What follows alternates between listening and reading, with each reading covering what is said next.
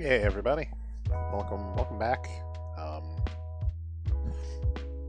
If you saw the tweet, today's going to be chapter 5, which is the beach episode. We're going to do at least part of chapter 6. I don't know how far we're going to get in. I mean, I suppose if both of them are really fast, we might be able to just do both of them and then just do 7, 8 tomorrow, Friday. But I'm anticipating finding a natural... Hey babe. I'm anticipating finding a natural stopping point somewhere in there, and we'll finish chapter 6 and then do chapter 7 tomorrow, is my thinking, because I don't have any like vocal commitments for the rest of the week. It was just D&D last night, and that was something. Suddenly my backstory has come back to haunt me, so we're probably gonna pretty much roll directly into combat next time, which is in 2 weeks. But yeah, D&D can be something. D&D can be a lot at times.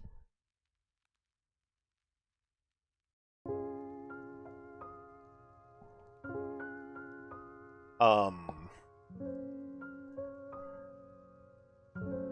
than that, just been I did a little poking at I still wish I could find a way, and I don't know if I'd have to go into... I'd have to try to launch it into DOSBox? I could try that again. But how to just get, like, the original text boxes in the Hugo games. Because it pops up with, just, you know, things for next week. Because it pops up with like, text boxes that are through Scum. I just don't like the look of it. It's just a personal... just my own personal taste. I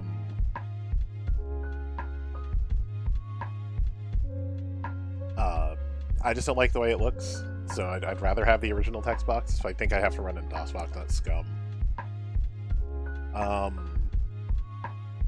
Yeah, so it's just gonna take me a little work trying to figure out how the hell I get these games running, and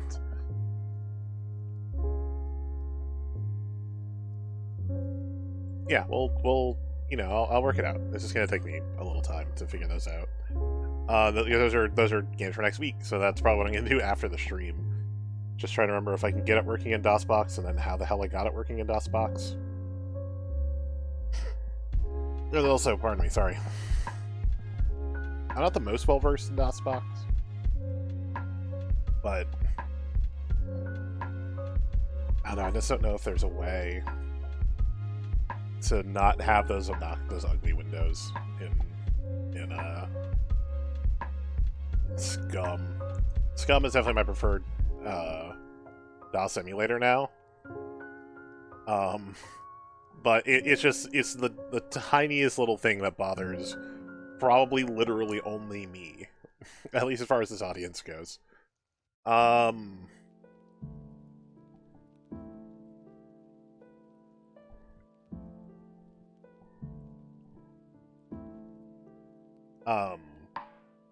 Yeah, let's jump into it. I don't have a lot of preamble. I did see their Game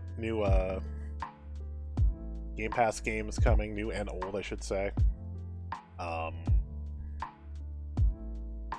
know, I mean, it's everything from like Worms Rumble is out now.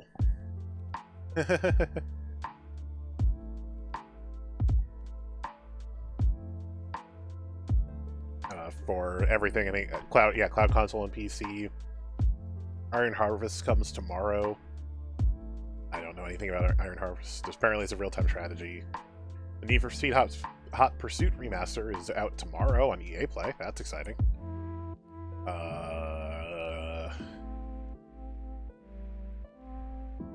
Proteus is a retro FPS shooter game preview coming out tomorrow. And then beginning of July, we get Banjo-Kazooie Nuts and Bolts on the Cloud, Bug Fables, The Everlasting Sapling on everything.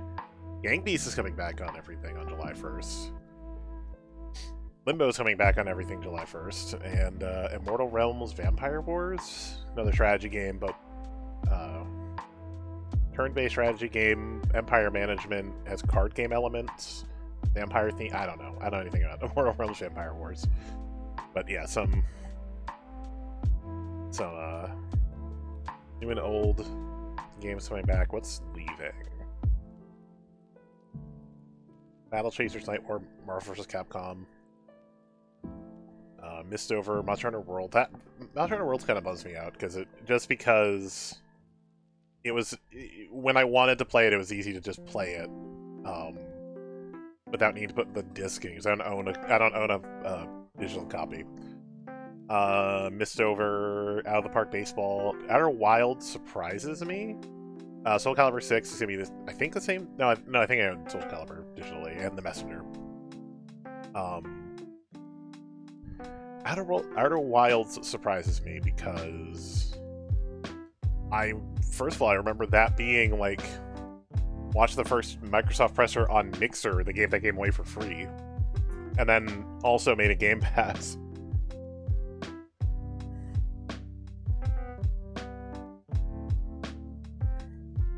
Anyway, let's get into this.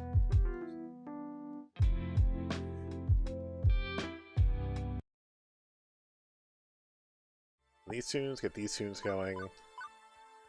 And just in case, we'll load the saves. I don't know if Continue's going to put us back to the character creator from last time. But hey, we're on level 5 under the boardwalk.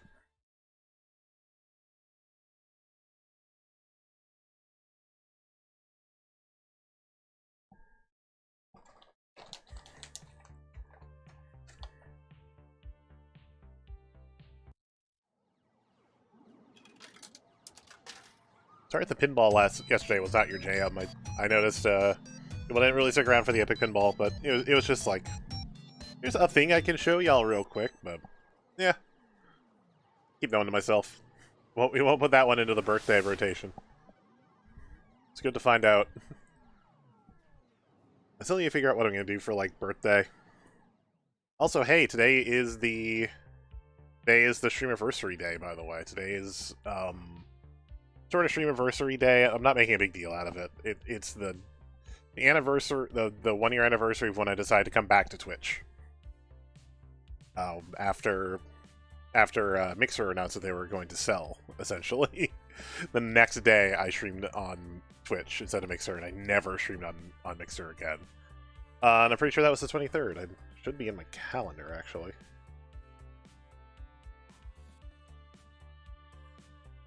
Yes, today is my return to Twitchiversary, so it's the closest I have to a real Streamiversary because I had a bunch of like stop and start, and I'll stream once or twice a month.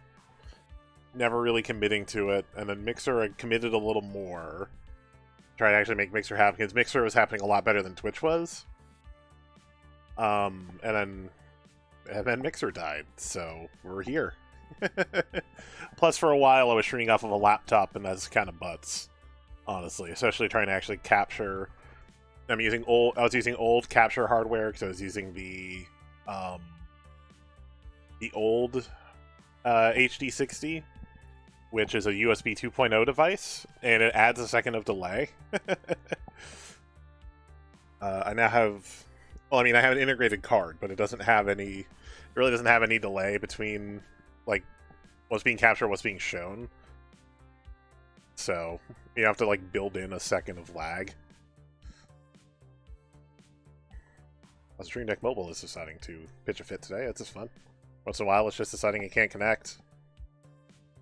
Oh, that might be why, because the computer, my internet stream might bounce for a moment because the internet cable pulled out of the computer, so it was actually running Wi-Fi instead of wired. So if there's a bounce or if a disconnect or anything, I think I'm okay. I'm just going to give it a moment just to make sure that it doesn't, like, drop all of a sudden.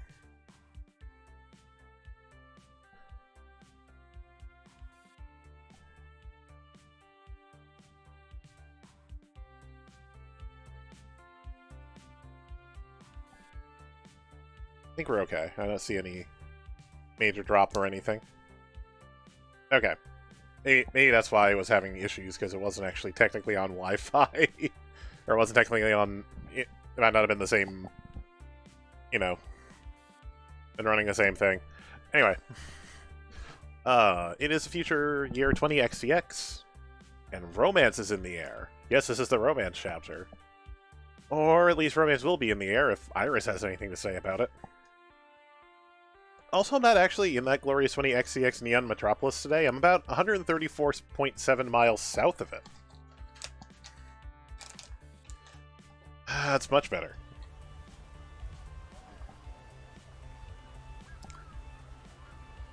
Just smell the sea salt, the saltwater taffy, the baking hot sands.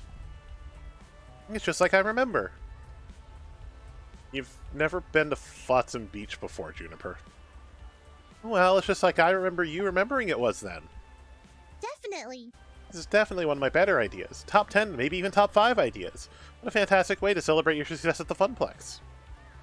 As a reward for your hard work, we return to the beach where you first played Wyvern Keep, where your family spent their summer vacations. Oh, how sentimental. My heart. I can't. I feel the need to say something pithy and dismissive in the face of her unrelenting cheer, but... to be honest, I'm definitely smiling. This place holds so many dear memories for me. Before my parents lost their jobs and we began the downward spiral of bad family luck, we loved coming to Flotsam Beach. And coming back here, for sure, is a treat. Yes! This place is great. Sand and sea, and that boardwalk. Joe and I have showed it, but we have... Old Orchard Beach in Maine has areas that are very similar to this. We've seen the pictures of like exactly what Two Flower based this on. Or, you know, Two Flower in the background artist based this on, but, like... Now, we have an area that's super similar. It's very close to us, too, actually. We got another one of those. We should go back. Actually, like, playing the arcade and stuff. Even though I don't remember it being amazing. I feel like it was wound up being a lot of ticket games now, but still. All those little shops and the best fried food the East Coast can provide, and arcades aplenty, and seashells, and airbrush t-shirts, and plastic sunglasses, and this is exactly what it's like in a tourist coastal town. I want to see it all. I want to do it all. I think you're more excited about this than I am, Juniper. You're excited too. Don't deny it, Dan. Later. Okay, I'm gonna go get changed in my swimsuit before the others get here. Be right back. Oh, the others, right. That was the second part of Juniper's plan, see? That this wasn't just a treat for me, but everybody associated with the Funplex. Hampton Beach and Rehoboth Beach? I probably said that wrong.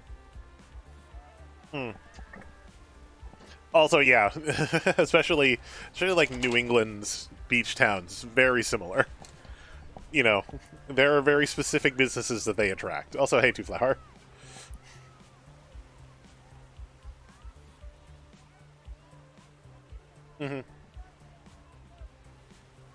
Yeah, same. That's what I was saying about ours is like it's a lot of ticket games. It's a lot of the just like spin the big wheel, win some prizes. The Cyclone game. Like last time I knew, they did have a little like at Old Orchard. They did have a little shooting gallery, but it's a lot of just Dekonami kind of thing. I'd say round one, but round one, at least here, does have some normal arcade games. It does also have a lot of ticket games. But this is why our favorite arcade is Fun Spot, because there's a 250 something game actual arcade game, like museum.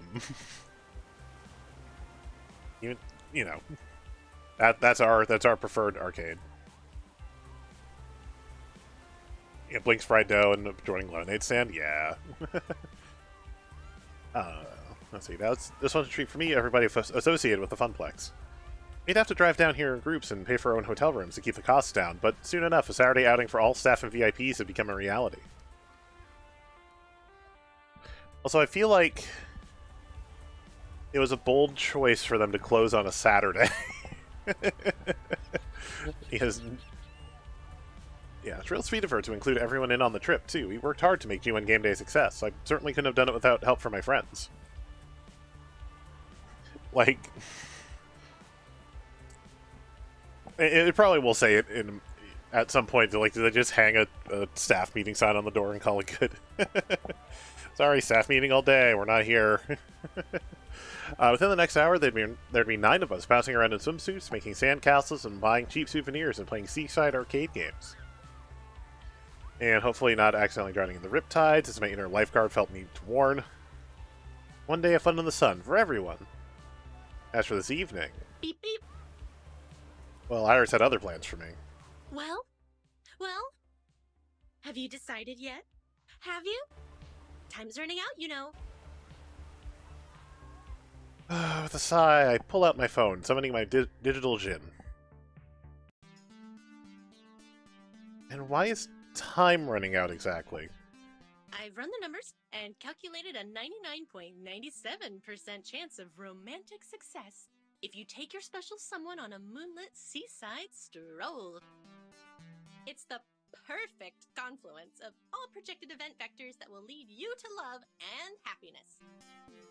Romance is in the air. Can't you feel it? Right now, all I feel is slightly overheated. I need to go change. Yes! Yes! Good! Put on your sexy swimwear. It'll improve my projections. Iris, you're way too into this. He's been going on and on about this ever since finding out about the beach trip. Also, I like that we knew we were going to the beach in summer and we're still wearing our hoodie.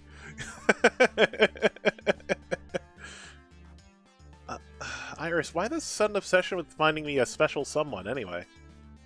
I've turned my life around. I've found a job. I've found a dream, even. Make something of the Funplex to let it grow and shine. You've done well helping me with that. This is the happiest I've been in years, honestly. Thank you. Thank you. Gosh, thanks, Dan. Now, I've tried workplace romance before, back in the shoe shop days, and it worked out for a while, until I realized we weren't soulmates. High-quality dad joke. Point is, I know I said I'd be open-minded about this sort of thing. I haven't forgotten what we talked about the day to join the Funplex, but now that I'm faced with it, I'm not sure. Dan, you've spent weeks getting to know these people. You've even taken a few of them out to lunch. I think I've only taken Ashley out to lunch, actually. I'm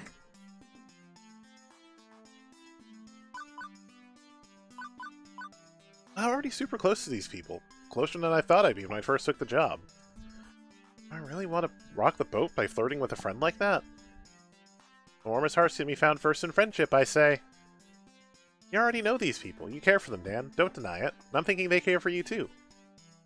And if it doesn't work out, that's okay. We're all adults. We can deal with that. Says the computer program. Okay. My sources say yes. Trust me, Dan. This is your moment. But you don't have to decide right now. In fact, you shouldn't. Take the day with all your friends to really think about it. After dinner, I'll have finished my number crunching and have your final relationship scores. That'll help guide your decision. Let's take a look.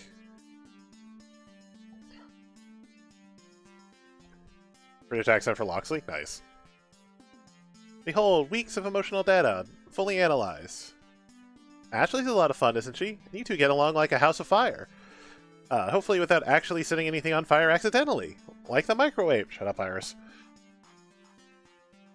So that's it? It's decided?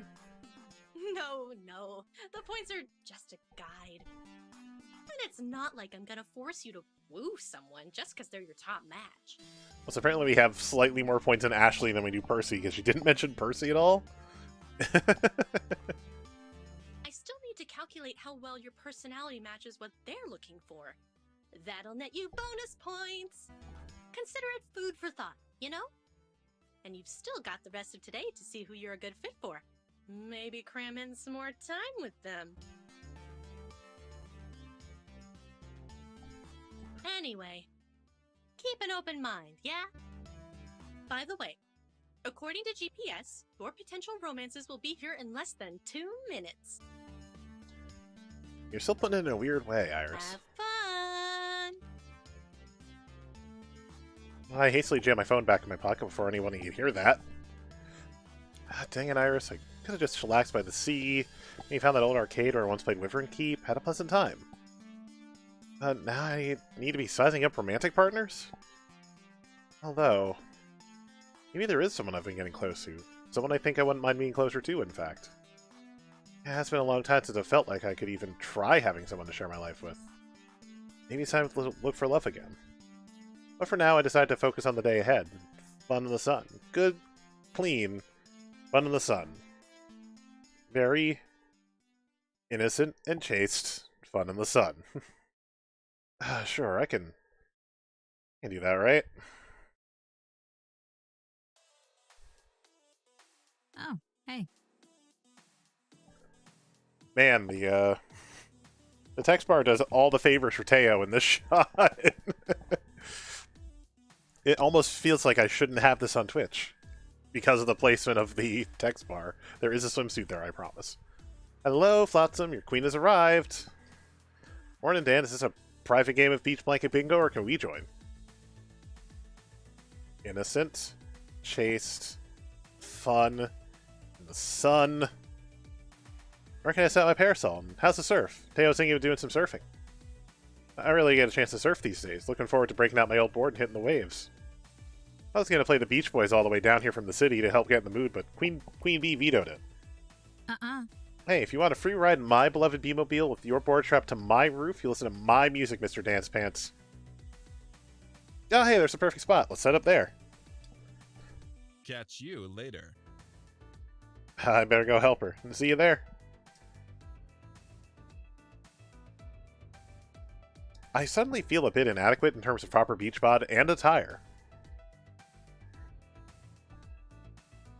We're here!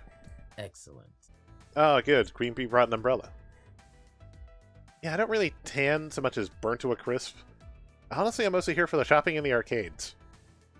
I'm curious to see how these arcades are run as well. Maybe I can talk to a manager, get some tips for how to handle a very transient audience.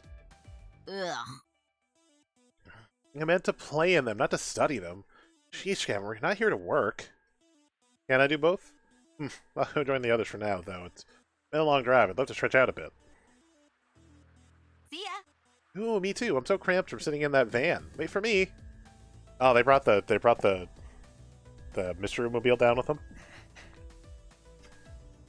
Stretching, yes, stretching is good. Flex those muscles. Ooh. Alright, the beach. I haven't been to a beach in ages. Not since my time spending days running at Funnel Cake Place. And I guess there was that one time we did a beach shoot, but that was like last summer, so yes, ages ago. Feels good to be back in the sun. Last beach I went to was back in England. Considerably more cold and overcast than this, afraid. Before you ask, because Ashley already asked again and again on the drive down here, I'm not going to explode in direct sunlight. My condition is quite stable today. Sorry, Percy, but you're part of the crew. That means we care about you. I promise, though, we won't treat you like you're made of glass. You're still good old Percy to us. Much obliged. Thanks, love. All the same, think I'll grab a spot under that umbrella before all the good shade is taken. As for me, last one in the water's a landlubber. Water, yes, getting wet and cooling down. Partay! I love all the swimsuits, by the way. Hello, dearie. Afraid my bikini days are behind me, but I'm happy to be here all the same. I do still love to be out in the sun. Lovely beaches, lovely weather, lovely people. Good to see all three present and accounted for. Absolutely. Yeah, I rented an extra parasol and some chairs for Miss Francine and I. And for you too, Dan. Plenty of room if we squeeze in. My oh my. How cozy. Well, okay then. This is a new context for me to be observing these people in. But fun in the sun, right? Above all else, this is to be a day of celebration and cheer over the success of the Funplex. With that firmly in mind, I join everyone and we get this beach party started. Although it doesn't take long for the group to start splitting up. There's just too much to see, too much to do. I know from my vacations here as a kid that you can't really try everything in one day, but unlike me, they're noobs. And as an adult, I know how to budget my time to do the things I really want to do and hang out with the people I really want to hang out with. Despite my attempts at good, clean fun, Iris's words are still running through my head. By evening, I need to make a decision. That means I'm seriously going to make a move, like she's suggesting I do, to spend my time wisely leading up to that move. So what next?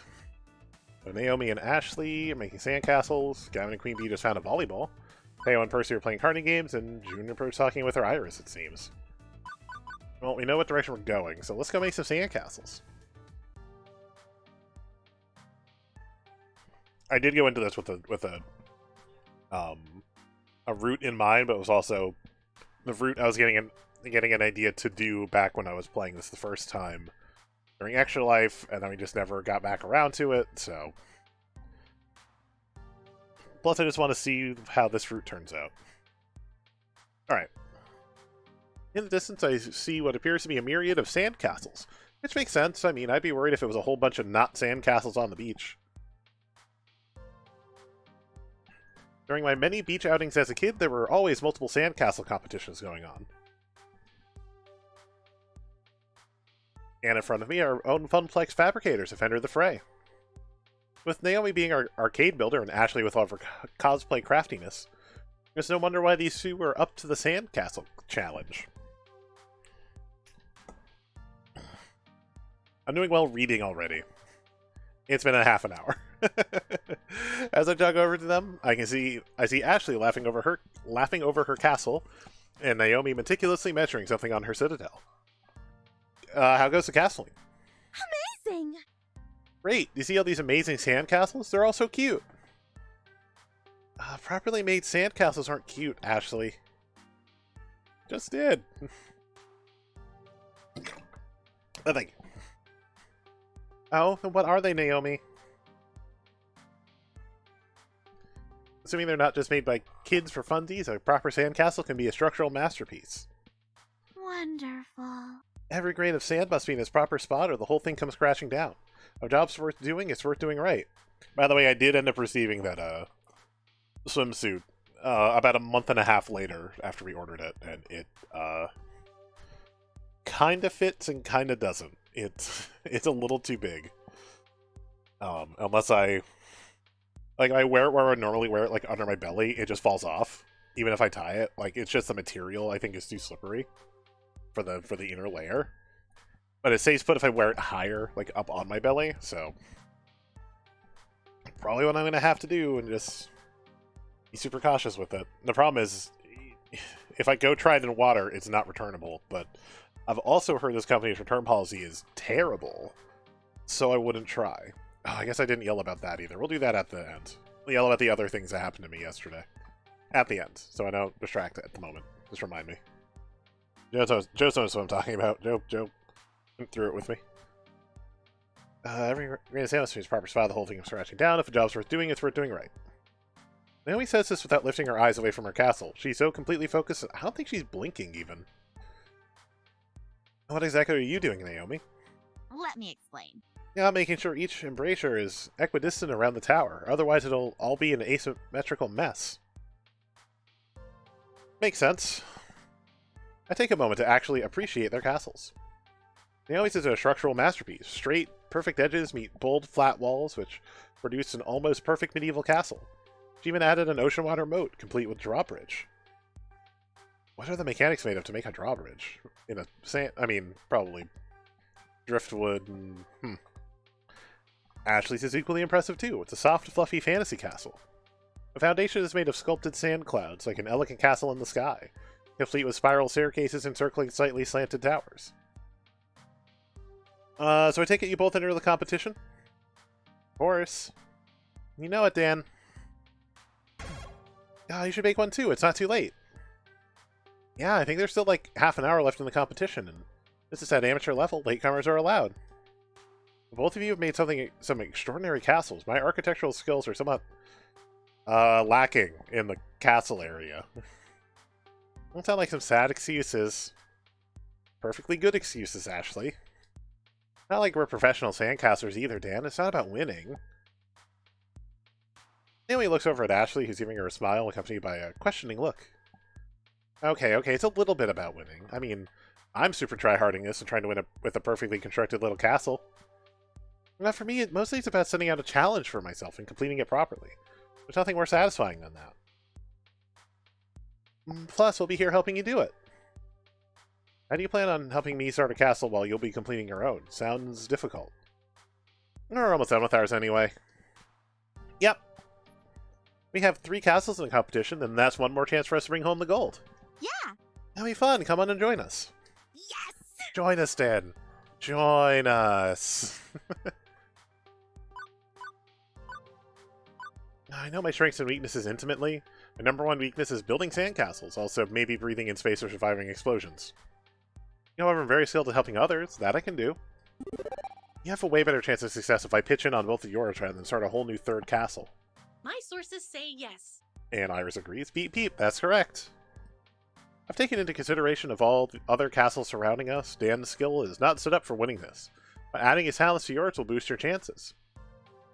The math doesn't lie. I wasn't going to fight it, Iris. Well, if that's the case, then come over here. I need you to put these flags at the top of the tower. Naomi hands me some little toothpick flags, and I carefully place them at the tops of the cone towers. Here, Dan, take this paintbrush. Can you wipe away the excess sand on my clouds? I gladly pitch in, taking turns between Naomi and Ashley's sand creations. And we managed to actually finish just before the judging commences. They're both looking mighty fine. Thank you. That's all due to your help, Dan. Yes, we couldn't have done it without you. Ah, so let's hope one of you wins, for the glory of the Funplex. For all the guts and the glory. Here comes the judge. The officiant of the Sandcastle Challenge comes towards us and looks over the castles.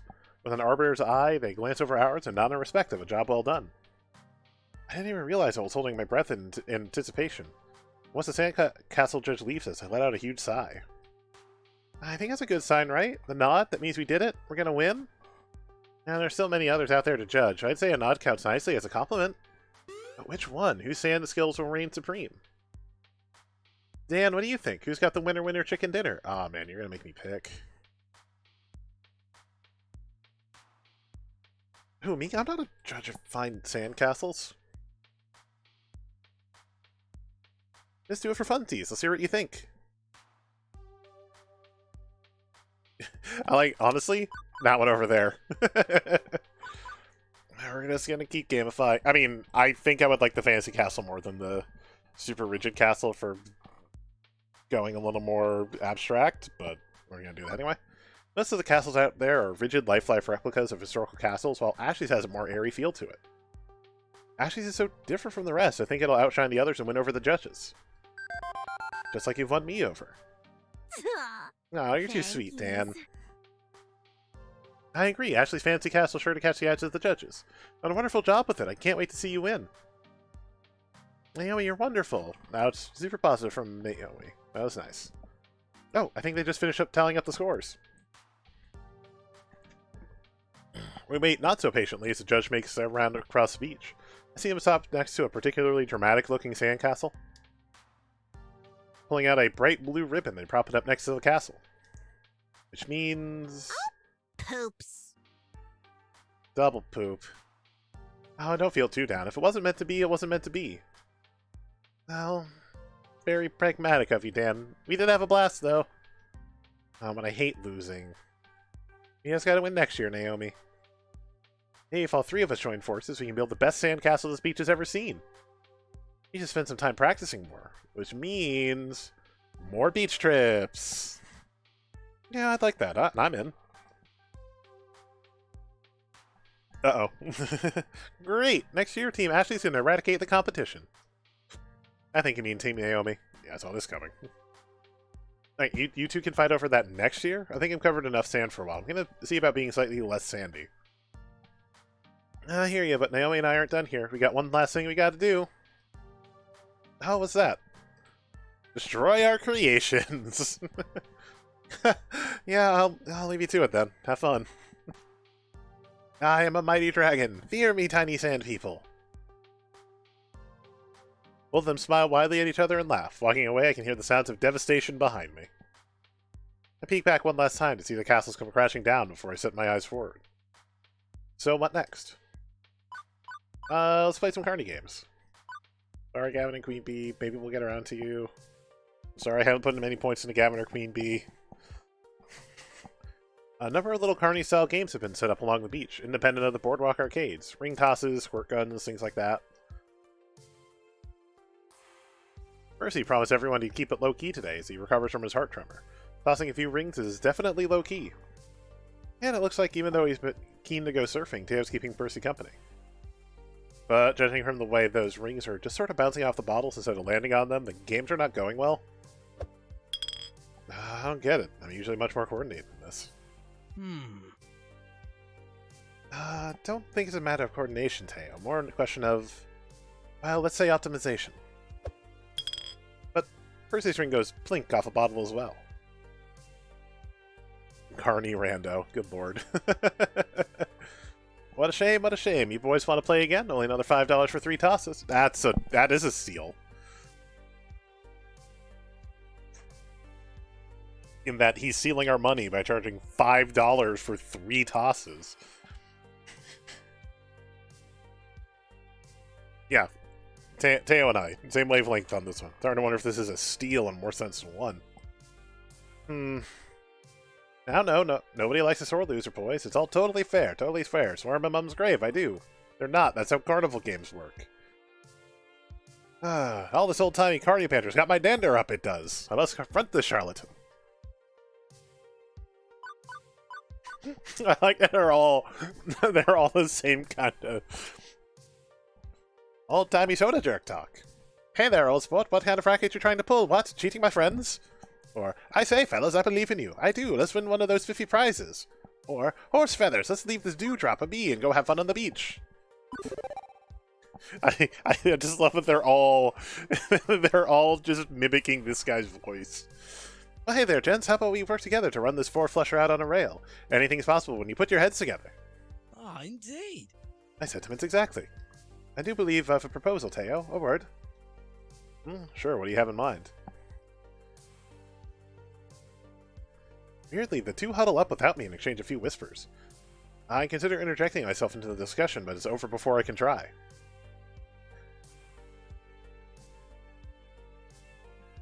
Okay then, let's play.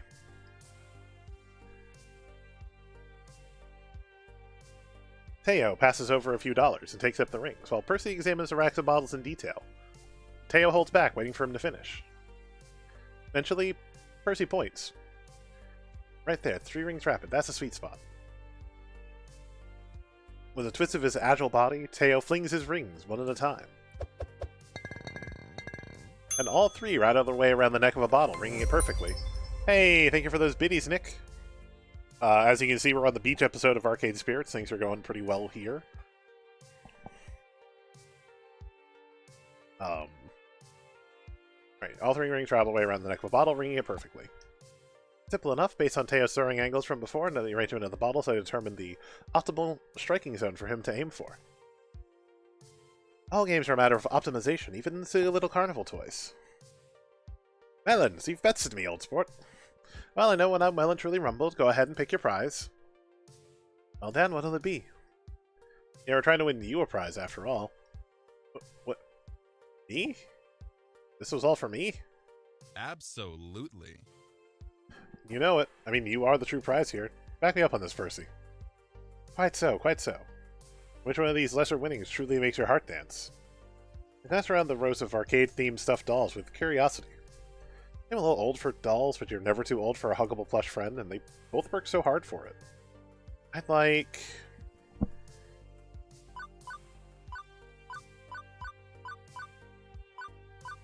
Again, it's pretty obvious, like, this is the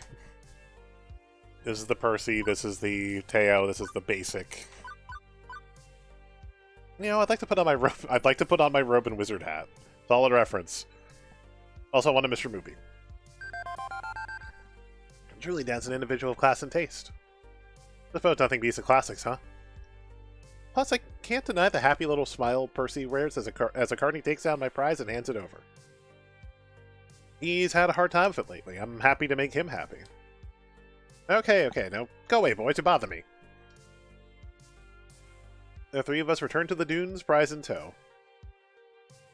So, why were you 2 trying to win a prize for me? I mean, Percy, there was a Moopy doll back there. That's right in your wheelhouse, yeah? True, but, well... We discussed it and decided you deserved a treat for a job well done. Sure, this whole vacation's a treat for a job well done, but we wanted something for you specifically. Quite right. I must admit, Dan, the Funplex is a brighter place with you around. Not to say it wasn't a bright place before your tenure, but, well, there's a true breath of life there beyond what I thought possible. And beyond just the hard work you do, the way you've brought us all together. Well, mere plush toy isn't really proper reward, but it'll have to sacrifice. It'll have to suffice. I can read. What my comrade's trying to say in his usual poetic way is, you rock and you rule, so you get a prize. Thanks for playing. Yes, that. Okay, I'm gonna go hit the waves. I'd offer you a board, Percy, but I know, I promise to take it easy. Not that I'm very aquatic, to be honest. I mean, growing up on British beaches, I don't blame you for not being aquatic. But it's good to spend time with you, considering usually we're on opposite ends of the arcade. Yeah, you too. Well, wow. I didn't realize just how much I meant to them. I'm only a floor attendant, an event manager, right?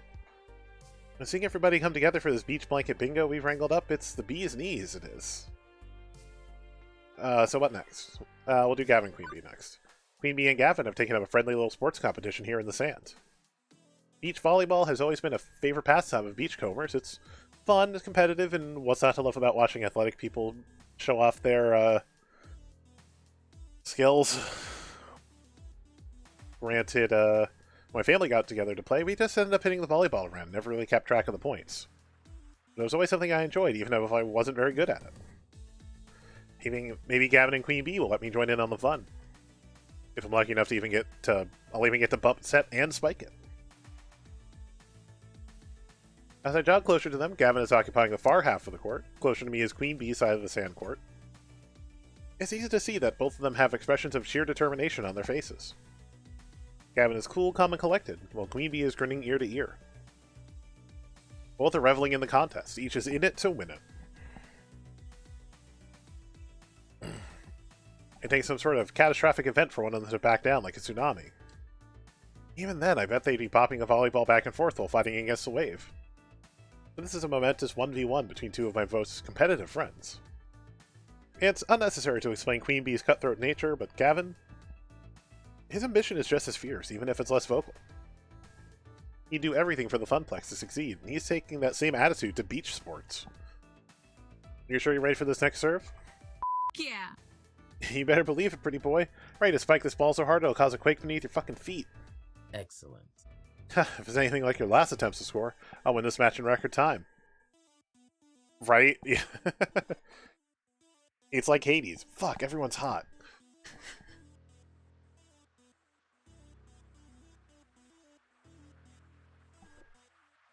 That's enough talking. Fucking shut and serve it. Hi, Queen Bee. Eat this! Or not. Maybe I'll just try Gavin. Hi, Gavin. Not today, Queen Bee. You know what? I'm not sure I'm gonna get a word in until this whole ordeal is over.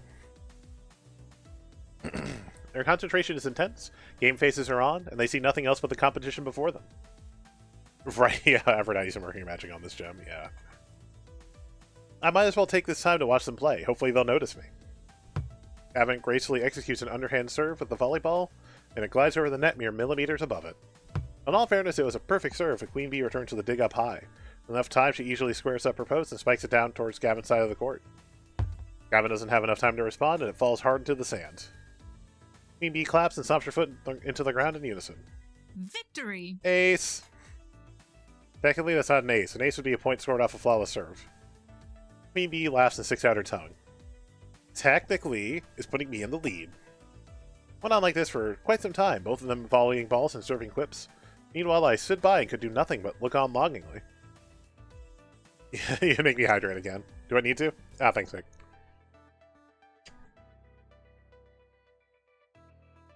Thank you.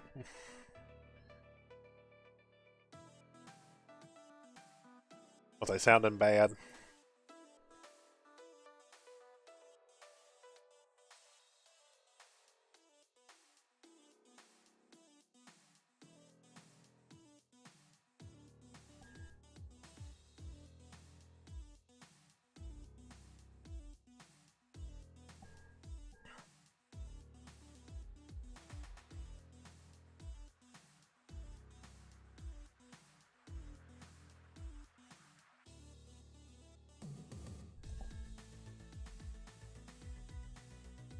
It's clear your throat. Yeah, just...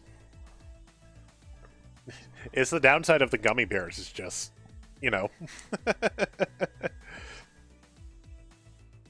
You know, because I'm sitting here sucking on gummy bears, I'm salivating a lot, so. Anyway, we read that one. I just wanted to play. Not that I'm complaining much. Both Queen Bee and Gavin are most athletic of the crew, save for Teo. Well, let's just say the sand isn't the only hot stuff around here, to be honest. So watching them glisten as sweat drips down their bodies, yeah, that isn't really a problem for me. It's enticing, and the gameplay isn't that bad either. Even though I've been standing here for well over 10 minutes, neither one's acknowledged my presence. This is until... Gavin hits the ball straight in my direction. It soars all the way to the back corner of the court, and it lands right at my feet. Queen Bee turns around to see where the ball fell. Dan, that was out, right? Now I get acknowledged. I think not. That was clearly on the line, Queen Bee. The point is mine. No, it wasn't. It was completely out of bounds. You might want to get that prescription on those glasses checked out if you can't even see that. It fell right next to Dan, who will undoubtedly confirm this is fact. Clearly had the best vantage on us. Tell us what you saw. Sure. Calling it now. This is for the win. Ball's in. Gavin gets fucking bragging rights for the rest of the day. If it's out, then I win. Oh, cool. So all I gotta do is make the call. Uh-huh. Yep. I wasn't paying attention. You both win? We're gonna say out. The line itself is a thin rope cord held down by a simple tent peg, so I can see why it'd be hard to tell if the ball fell around it. But I can say for sure I saw it foul outside the line. Completely out of bounds. Sorry, Gavin, because I think... Yeah, I was pretty even with both of them. I probably could have gotten a point to Gavin, but... It was completely out of bounds. Sorry, Gavin. Point. Set. Match. Oh, GG. BB takes a very long moment to gloat. Granted, that's more of a tennis term, but I think Gavin gets the gist. And I thought for sure I was going to beat you, Queen Bee, but I miscalculated. You bested me fair and square. Shall we take a quick break? Each nodded heads in agreement as I quickly grab a couple of water bottles laying on the sidelines and toss it to them. I gladly chug down the waters and smile widely. Thank you for the water, Dan. Yeah, I worked up quite a sweat playing. This is the fucking spot. Still, I really wanted to play some beach volleyball. Guess it's not going to happen now. Both of them look quite content to relax and chat in the sun for now. Just from reading my mind, Queen Bee leans down and picks up the ball and throws it directly at me. Think fast, Dan. Quickly clasp my hands together, swat, and bump the ball back to Queen Bee. He simply bumps the ball over to Gavin, and forming a triangle, we continue hitting the ball back and forth. This is exactly how my family would play. We'd all stand around and hit the ball to each other, trying to keep it from touching the ground at all costs. Oh, the battery's already going in the sign, because I see it's flickering. Gavin, Queen Bee, and I really get into it, too. And several times one of us ends up diving to get the ball and get a face full of sand. Haha, I like this sand swept look you've got going on, pretty boy. I can see you on the summer cover of Monsieur. Not careful, I carry you to the ocean and throw you in, then you'll be sporting that drowned rat look. Laughing alongside Gavin and Queen Bee while playing beach volleyball, it makes me feel so grateful for these friends. It was worth having the sand around for a while. A perfect morning on the beach.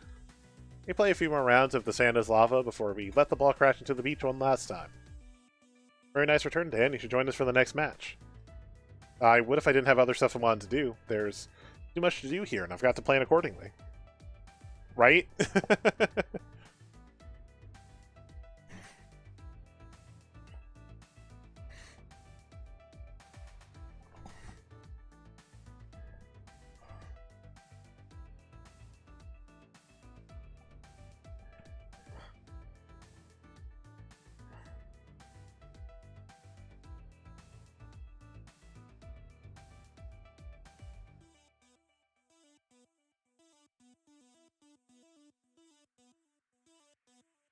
Sorry, talking about D&D.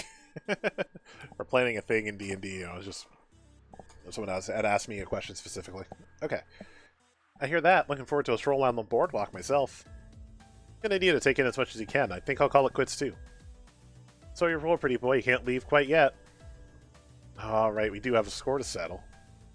Let's finish this. I leave the gladiators to their final battle as I walk back along the beach awaiting my next adventure. Noon sun's high in the sky, and honestly, it's getting super hot out here, like heat exhaustion levels of hot. While this would be a good time to migrate towards the boardwalk, it seems there's one more thing in store for our little group. Man, I'm beat. I've got sand in places sand should not be. Still, I'm having tons of fun. Hey, Naomi's got some kind of surprise lined up for all of us. You in? Yeah, of course. Great! We're gathering over there by the parasols. I wonder what this is all about. Another playthrough, I'll have to see what the Juniper and the Juniper scene is, because I guess we only had time for 3 out of 4. Soon enough, the entire group is gathered. The number of shade-throwing parasols is multiplied to 4, too. Plenty of cool respite for everyone. Also new, a large cloth-wrapped bundle in the center of the group. Gather round, gather round. It's lunchtime! And judging by the rumbling in my stomach, is right on time. The bundle is unwrapped, revealing a series of simple wooden lunchboxes. In traditional Japanese style, each one's been painted a different color. As a way of saying thanks for all your hard work and your support, please enjoy these box lunches courtesy of the Funplex. And me. I made them. An authentic Naomi branded bento? Sign me up.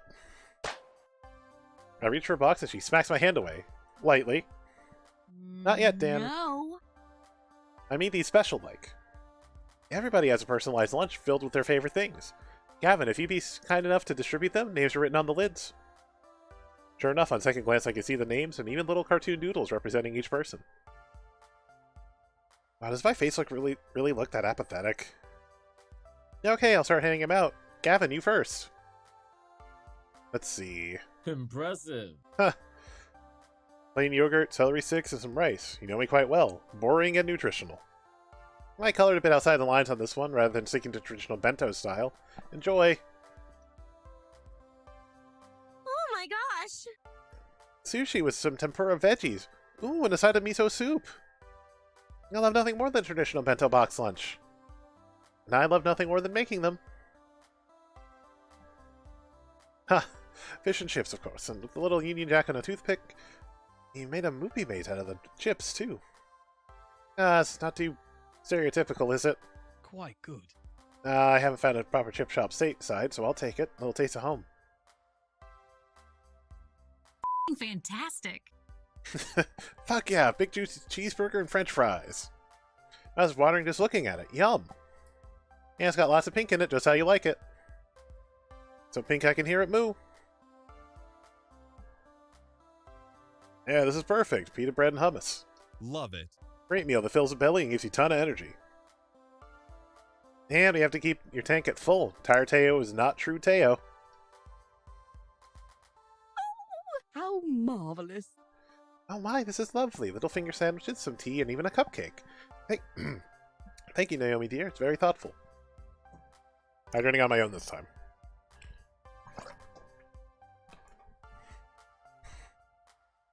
Aw, thanks, Miss Francine. I got a peanut butter and jelly sandwich. Nice! Ha! You consulted with Dan on this one. I love these. Always have, always will. I love all the swimsuits, but I love Juniper's, like, skirted one piece. Yeah, great swimsuit. Actually, I just checked your Instagram. I did an analysis of your most commonly blogged food, and can't talk, busy eating. And that leaves the one who brought us all together, Dan. I made pizza bagels. Kidding. Actually, so much of the bento I gave you the day you started the Funplex. A reminder of how this all started. Oh. Oh, well, thank you. Speech. What? Yeah! You should make a speech before we all dig in. I mean, you're the reason we're here. I am? Yeah, you are. I mean, we were doing great before you showed up. Don't get me wrong, but, you know. You worked harder than any of us to make the Funplex the success it is today.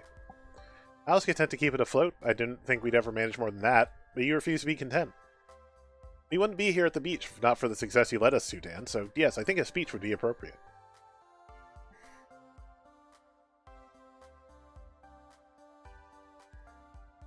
Fuck yeah, G1 Game Day rocked. It really opened some doors for me. I'd still be wearing that damn black L7 jacket if not for you.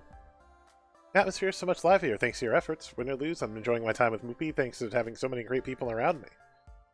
Alright, Nick. Good to see you. You know, see you around Stumped if nothing else. At this point, I can't even imagine the Funplex without you, Dan. Don't even think about leaving. If you do, we'll probably gather up a hunting party and drag you back. No hard feelings.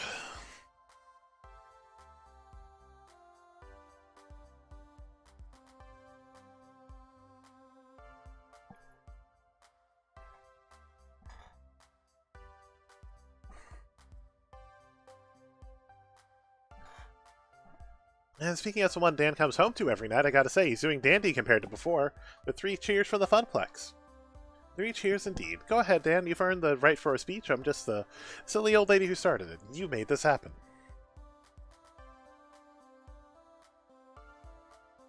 Wow. Seriously, wow. You know, I've made big speeches before, like the one in G1 Game Day. Even if this feels bigger. Way bigger. Okay, here goes. It can't be a milquetoast for this toast. It's big feelings for nothing. Funplex fucking rules. Anything happen on the way to the Funplex? You know what? I'm going to go this one over kindly. I'm going with steady. I'm not going to sugarcoat it. I was dealing with a deep depression, built on a lifetime of bad luck. Working in an arcade that seemed like a strange way to turn that misfortune around, but it worked. It honestly worked, and now I know why. Funplex ticks along on equal parts fun, hard work, and camaraderie. You say I brought you all together, but you had this place going long before my arrival. All I did was bring that into focus. With your help, we'll continue that tradition for years to come. Well said, Dan. You have my support. I don't see that changing anytime soon. Okay, good. On a roll. Let's see what to say next. Go with some kindly here. Long ago, Flotsam Beach was a home away from home for my family. We'd rent a house on the dunes and just relax for a solid week. Play board games, read books, go out and have a swim, or cruise the boardwalk arcades. It's a place that can be anything you need it to be. Quiet solace? Sure. Loud and exciting fun? Absolutely. I can't think of a better place for us to celebrate what we've accomplished together. Even if we're only here for a day, we'll make the most of it.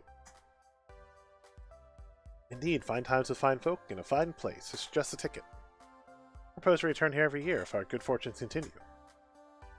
Now to bring it on home. I just want to say, I love you all. It means a lot to me being here with you in this place. Thank you. And I've said more than enough. Time to enjoy Naomi's thoughtful gift and eat hearty. I love you all as well. You've no idea how much it raises my spirits working alongside you, or watching you enjoy our games. Dan, thank you for this lovely day, and I agree, let's dig in. That tea is calling to me. This is the moment. One perfect moment with all of us together, laughing and talking and eating and having the best time in the world. Maybe things will change after tonight when Iris's plan to find me romance comes together. Maybe this is a high watermark. Maybe. But no matter what happens, I'll always have this one. One perfect moment.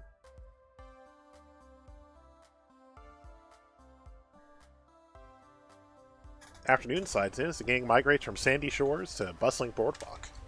Once you've had your fill of seaweed in your trousers, it's time to take a walk down the boardwalk and indulge in any number of side activities. No need to change out of your swim gear either. Unless you're going deeper into the beach town, you can just skip back and forth between the sand and the boardwalk. This is where the real action happens. Shops, restaurants, and of course, arcades. Soon enough, the group's splitting up to go try and do as much as possible. I've got time to tag along with some of them. But who to hang out with? Gavin and Ashley, you got Naomi and Teo raiding a candy store. Mimi and Percy are chatting and having funnel cake, and then Juniper and Francine are shopping for souvenirs. We'll go Gavin. Obviously, you gotta start with Ashley. Primary appeal of this place for me was always the arcades. I rarely swam in the ocean. I preferred indoor swimming pools to unpredictable waves. I meant boardwalk crawls, arcade games, tokens, and joysticks. Although as I approach one of these open-air arcades, well, I don't see a single joystick.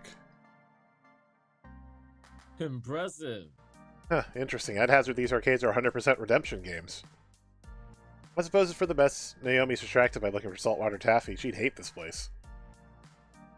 I've noticed this industry trend away from anything vaguely resembling a traditional arcade game and towards touchscreens and prize tickets. Yep, it basically the old Orchard Beach arcade. I suppose it was inevitable. If not for a strong showing for joysticks through the 80s and 90s, it would have happened sooner. Yeah, game's a game, you know. I can enjoy just about anything. Oh, and hey, there's pinball. You like pinball, right, Gavin? Ooh. Ooh, and skee ball. I love alley rollers. What? Huh? Technically, skee ball TM, depending on spelling and hyphenation, is a registered trademark. These are simply alley rollers, manufactured by a different company. Sheesh, way to suck the fun out of it. Apologies for my innate killjoy nature. Allow me to make it up to you by actually having some fun. Is that even possible? Where your ultra cool guy exterior allow your inner softie to be exposed? So let me finish. How about a alley roller contest? Each of us gets 5 tokens to score the most points. Whoever loses buys the other ice cream. Now we're talking. Hey Dan, want to join in? Make this a 3-way dance? Maybe all the joysticks are gone, but I'm certainly a long-time skee ball TM fanatic. I'd like to clean the floor with these two. Still, in all fairness, I'm something of a skee ball master. Still, may the odds ever be in your favor, and may the best player win. Which will be me, of course. Ooh, a Gavin post. That's rare. Not a post if it's a fact. Coins rattle into the slot, tinking along the metal chute. 5 tokens, highest cumulative score wins. I suppose if it's 3 players, the 2 losers split the cost of the ice cream. I remember playing tons of alley rollers back when I was a kid, roaming up and down the boardwalks of Flotsam Beach. Like riding a bike, those are physical skills you never really forget. My grip on the gnarly old wooden ball feels completely natural, even now. We drop in our tokens and line up for our first throws. It takes a few rolls for me to find my sweet spot.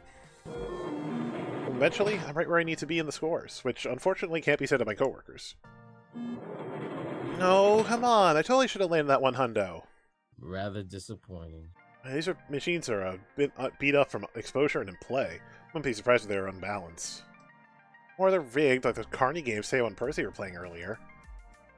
But they aren't. I'm hitting my shots no problem. Hey, Lemon. I could whisper some advice to one of them. Maybe give him an edge. It's cheating, sure, but we're all getting ice cream in the end. Who cares? I lean in next to Ashley and whisper her a hot tip. I'm assuming I'm just in the middle then, because I could have leaned either way. Aim for the 40-pointer with every throw. That way you'll always hit net a consistent amount of mid-tier points. Ooh. Instead of wildly aiming up for the honeypot of 100 points, Ashley lines up for a shot right down the middle, scores a sweet throw. I'm doing well. How are you today? Soon enough, the game is over, with Ashley just barely pushing past my score and Gavin far behind. Oh, well, I gave it my best. It makes you feel better. I couldn't have won without Dan's solid advice. No, you were still the one making the throws. That's skill, even if he offered suggestions. Still, if you'd like to keep things fair, we'll split the ice cream cost 3 ways. Everyone's a winner. Indeed. Most importantly, we had fun. Oh yeah, Gavin, you lost, so now you're changing the parameters and you don't have to pay. I see how it is. Arcades are meant to be places where friends can gather and have fun playing with each other. Beachside or in a shopping plaza, with or without joysticks, that's our goal. Let's take back a lesson today that we should always endeavor to provide fun, first and foremost. In whatever shape it takes, that's our mission. Ha! So found a way to turn this into a working vacation, huh? But an enjoyable one. We grab ice cream cones from a vendor on the boardwalk, swapping work stories, laughing, and having a blast. This is probably the happiest I've seen Gavin. At work, he's all business, but here he can crack a smile, even as he's analyzing arcades. Ashley just exudes sunshine and cheer everywhere she goes. She's a good influence on him, clearly. But time's ticking, and I've got other stops to make. Feels good being out and about with everyone, away from the funplex, away from work. Just friends having a great time in a place designed for great times. With our newfound success, I hope we can do this more often. Who to hang out with? Let's just keep eating and have some funnel cake. Sitting on some benches just outside a fried dough stand, Percy and Queen Bee are sharing a funnel cake dusted with white sugar. Seriously? You've never had this stuff before? Not much carny chow in England, I'm afraid, and this is my first time visiting a beach in the colonies. Wait, you can eat this, right? It's basically fried grease and sugar. Your heart won't explode. It's not an issue of artery congestion, and Lord knows I eat plenty of instant ramen and fast food. One little sugary treat won't be the tipping point. Oh, hey. Join us, so we can eat this huge thing by ourselves. I settle in to pick at the delicious fried dough, just like I used to have back when we came here regularly. Fried dough sounds real. I need to find a good recipe for it and just make my own fried dough. Let's have it at home. So, Percy and I were talking shop, and even if you aren't a pro gamer, maybe you've got some valuable input, you know? See, your Moopyaholic buddy here doesn't believe in being a full-time professional gamer. Don't think so. Not that I don't...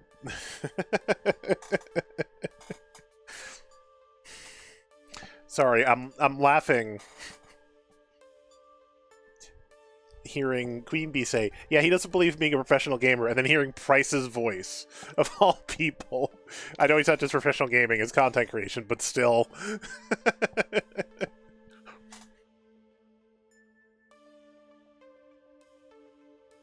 It's just funny hearing Price be the dissenting voice for gaming as a career. Not that I don't believe in it, I just don't see it as a stable occupation for a young person to undertake. You're entirely relying on the wavering loyalty of corporate sponsors and streaming subscribers alongside any prize money you may or may not be winning. Well, I think you would actually agree with this, though. I mean, it is a very fickle thing, I will say. Like, I'm getting, right now, 2 Twitch payouts a year. We don't talk the money part about this that much, but I get like 2 Twitch payouts a year. Again, obviously because I focus up here. I focus on the extra life stuff, but this is not for me at my level a sustainable, actual, like, full-time job. Just a hobby. I suppose I'm just too risk-averse to walk that path. I prefer a sound investment. Whereas I love risk. No risk, no reward. At any moment, it could all come crashing down, and I end up living in my parents' basement again. But I love to fight for my future. Just like Dan, he was an unemployed bum before finding the Funplex, and so nowhere to go but up. Hey. Opportunity for work presented itself. I took it. It's a simple equation, really. A job's a job. The Funplex is a fun job, but it's still a job. Right, but it's also a risky one. That's what I'm getting at. Gainful employment in the end, but the only reason you aren't still eating pizza bagels is because you voluntarily took risks and made them pay for you. I'm not saying my path's for everyone. Abandoning a safer road in favor of the wild ride takes a certain mindset to make that work. And I promise you that there are those of us willing to make that leap are having a more rewarding life as a result. Satisfying, not rewarding. Being a school teacher is satisfying, but sadly society does not reward its due. Many satisfying paths in life are also fraught with disaster due to this. It's survivorship bias. People see rock stars and football heroes and think they can make it big too. Those success stories are a percent of a percent of a percent. And what happens later in life to the sports hero who abandoned all other paths? What skills do you fall back on when your window closes? You continue to do sports and just do analysis until you're old enough to be a coach, and then you just coach. Is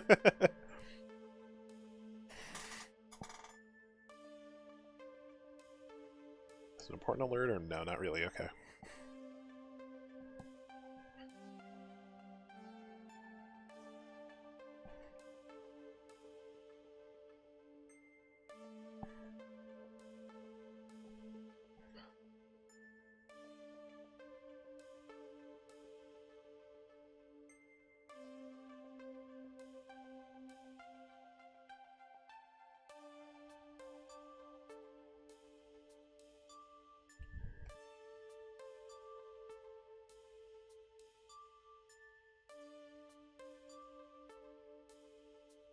You've succeeded so far, Queen Bee, but remember not too long ago you were terrified of being drummed out of your team and tossed on the street.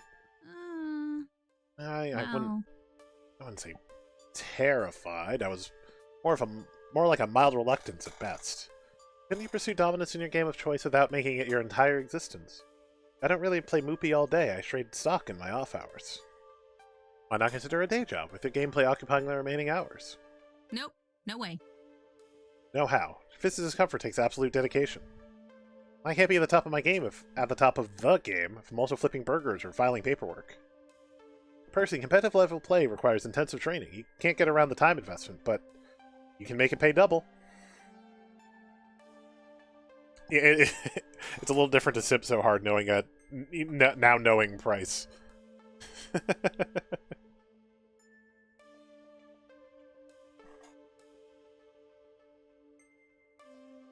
That's where streaming comes in. Whenever I'm training, I'm streaming.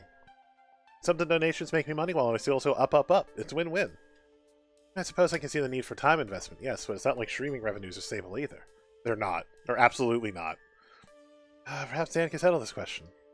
What do you think? Is it better to wholly devote your life to a risky proposition in search of happiness, or to hedge your bets and find balance?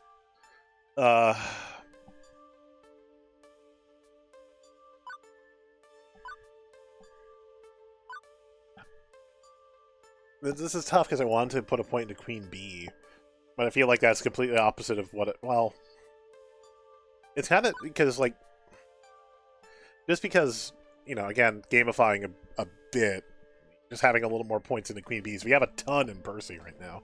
I'm sure we'll get more. But, like, the way that we've done it has been no risk, no reward. Has been, like, the entire game so far has not been hedging our bets, so... I say Queen Bee on this one. I know Joe would probably pick Percy every time. Unless she was specifically doing a Queen Bee run, but... I think Queen... Yeah, because, like, I've got a couple in Queen Bee. Gavin is my least. Percy's dropped a little, I think because Ashley is so high now. They're trying to get points in as many buckets as I can, you know? I think Queen Bee is right. If you want to really devote yourself to something, no matter the risk, you have to go all in. Unless you're about to literally die, and then maybe back off a bit. Right, Percy, you're still young, you know? You've got time to do something risky and wild. Make it happen. If I had time, I suppose. I'm sorry, I didn't mean to... Yeah, I'm sorry, Purper. I didn't mean to imply. No, it's quite alright, both of you. I see where you're coming from. In your situation, taking chances for a brighter future, I suppose you're braver than I, and that's admirable. Exactly, go for the gold. The 4 heavenly kings behind me and the funplex keeping me going, I'm headed to the top. Risky? Yeah, but this is what I want. I chose this. 4 heavenly... For some reason, like, I'm a wrestling fan, that makes me think of, like... The 4 heavenly kings make you think of a group in... I think it was All Japan back in the day, called the 4 Pillars of Heaven. Like, it seems like it's the same, almost idea naming scheme, but... You know, I'm probably making references that were not made by the writing team.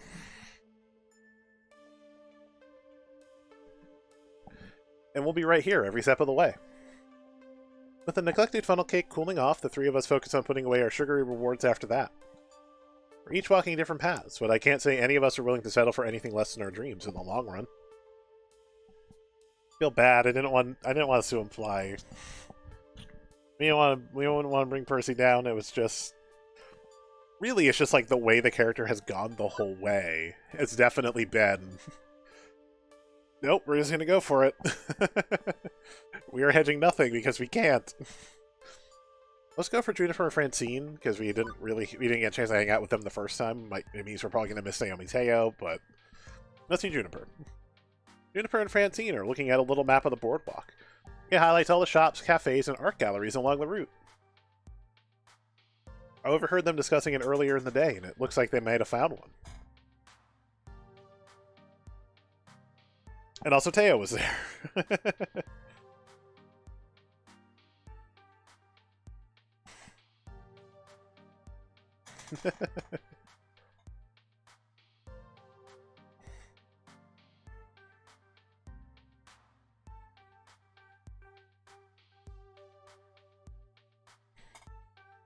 Oh, looky, there's one called Drift Away. Cute. No, and they also do wine tasting.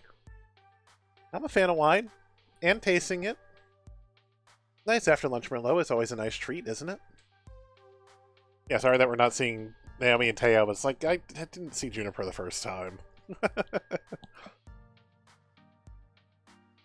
Check in with our best friend, who has helped us a lot. Juniper and Francine are quite the odd couple, aren't they? But when I reflect on it, they've actually been spending some time together at the Funplex. Juniper's a self-proclaimed old lady at heart, after all, so it's no wonder they've bonded over knitting, cats, and costume jewelry. Also, they almost have matching hats if one was a little smaller or bigger. Hey, mind if I join you? Of course not. Francine and I are just deciding on which art gallery to visit first. I've been in the market to find a unique sculpture made from driftwood, and what better place than to get one at the beach itself? That does seem like a wise choice. Hat game on point, yeah. There is this one place I must visit again. It's called Seascapes, and it's been open since I was a child. I know it's hard for you to imagine that, yes, old Francine was once young and spirited just like yourself, Dan. Plus, seeing the swimsuit is also nice. Bet you were the talk of the boardwalk, breaking all the hearts. My, oh my. Oh, yeah, oh ho, a lady never spills her secrets, but yes, I did have my fair share of summer romance here along the boardwalk. Ooh, go on, this I must know. Well, there was this one time I snuck out in the middle of a moonlit night to meet my lover. It was quite exhilarating. Of course, we simply had to go skinny dipping. Please. No. Stop. There's one thing I definitely don't need to know more of is my boss's love life. I already know too much from my interview with Francine, TMI. So, Seascapes. That was the name of the gallery? Let's go there. Now...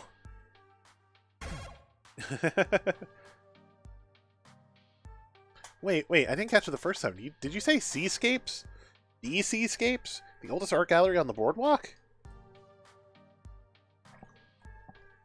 The one and only. There's a lot of history in these old coastal towns. Also has an eerie past, didn't you know? Seascapes is totally haunted.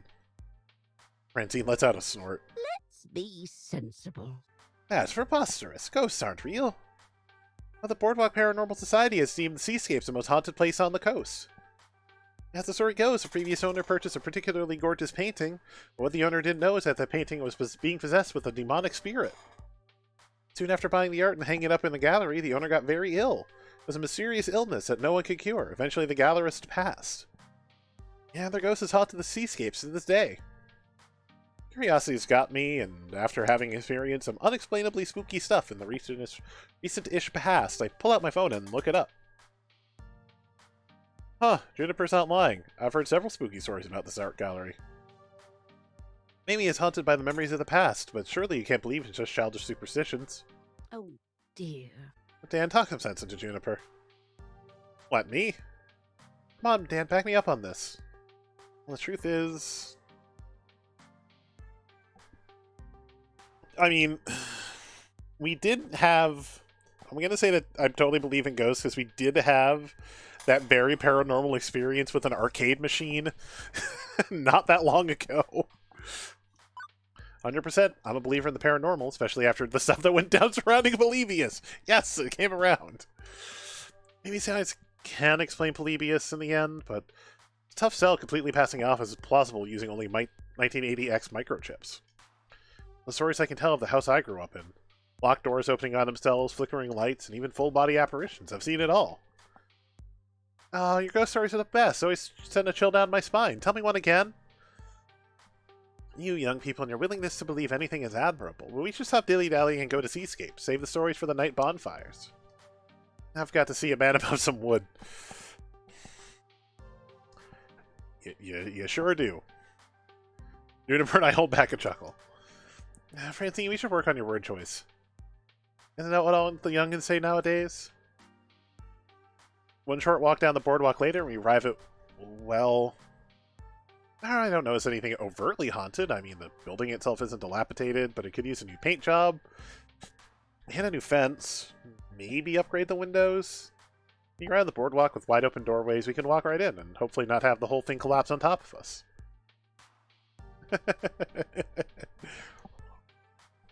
Yeah, she knew what she was saying. Alright, so it's a mess of a building compared to the other shops along the boardwalk. But it adds to the historic charm.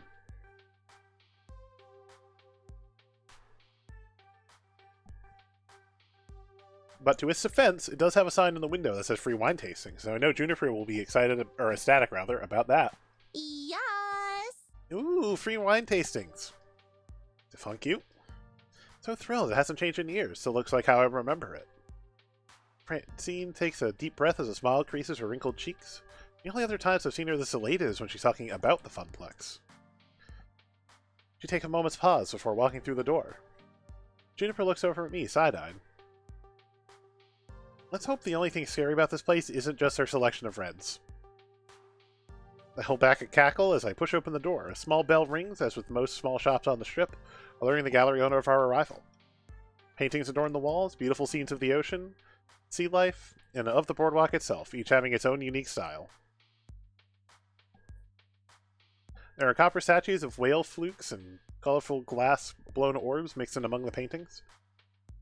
Also, last I knew, it should still be. I gotta find out.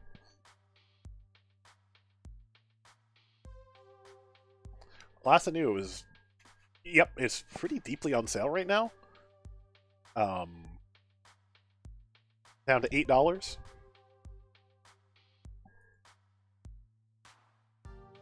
I'm probably gonna have to... No, yeah, I'm not gonna bother with that. But yeah, it's down to like $8, so it's pretty cheap right now if you want to play it. Unfortunately, I think it has gone off of sale on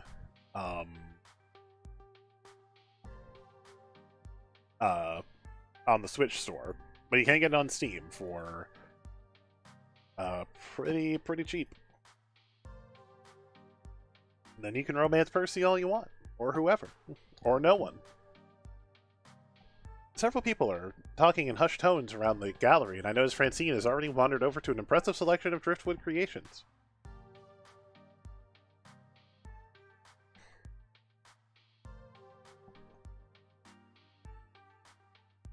Over here, dearies. I think I found the one.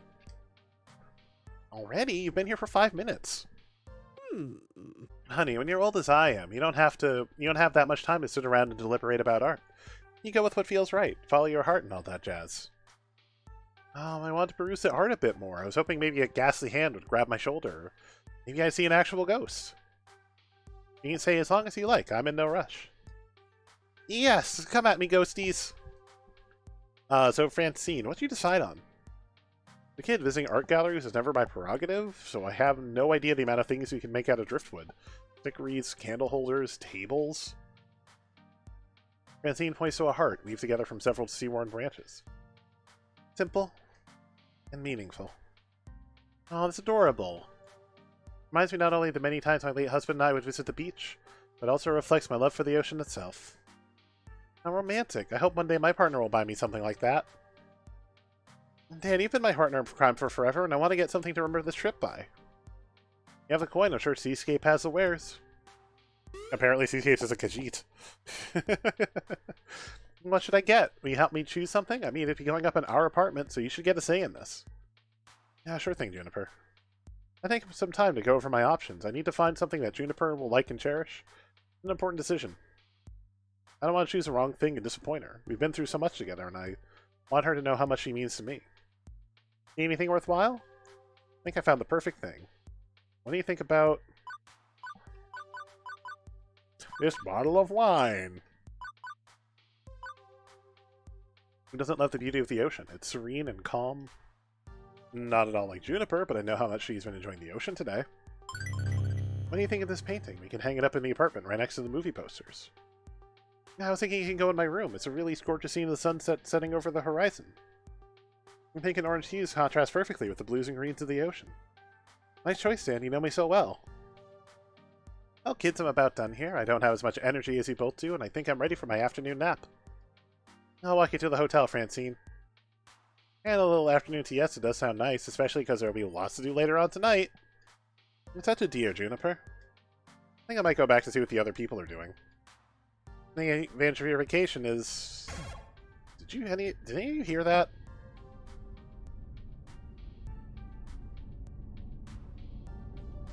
Hear what, dearie? Does that sound like a woman saying, save yourselves? No.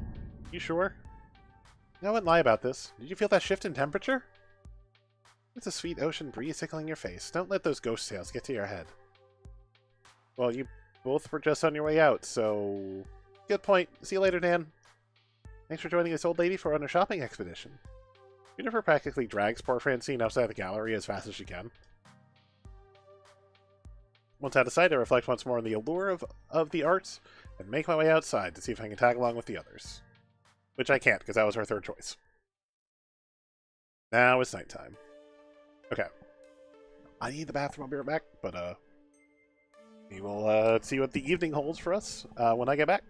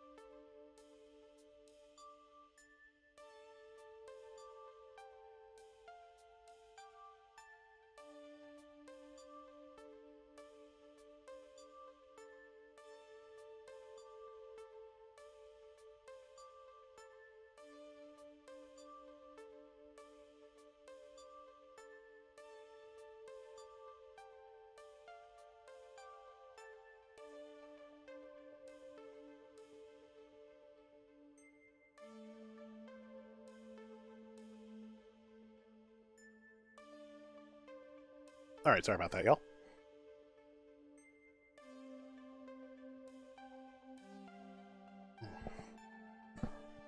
It's only gas to ruin my talking.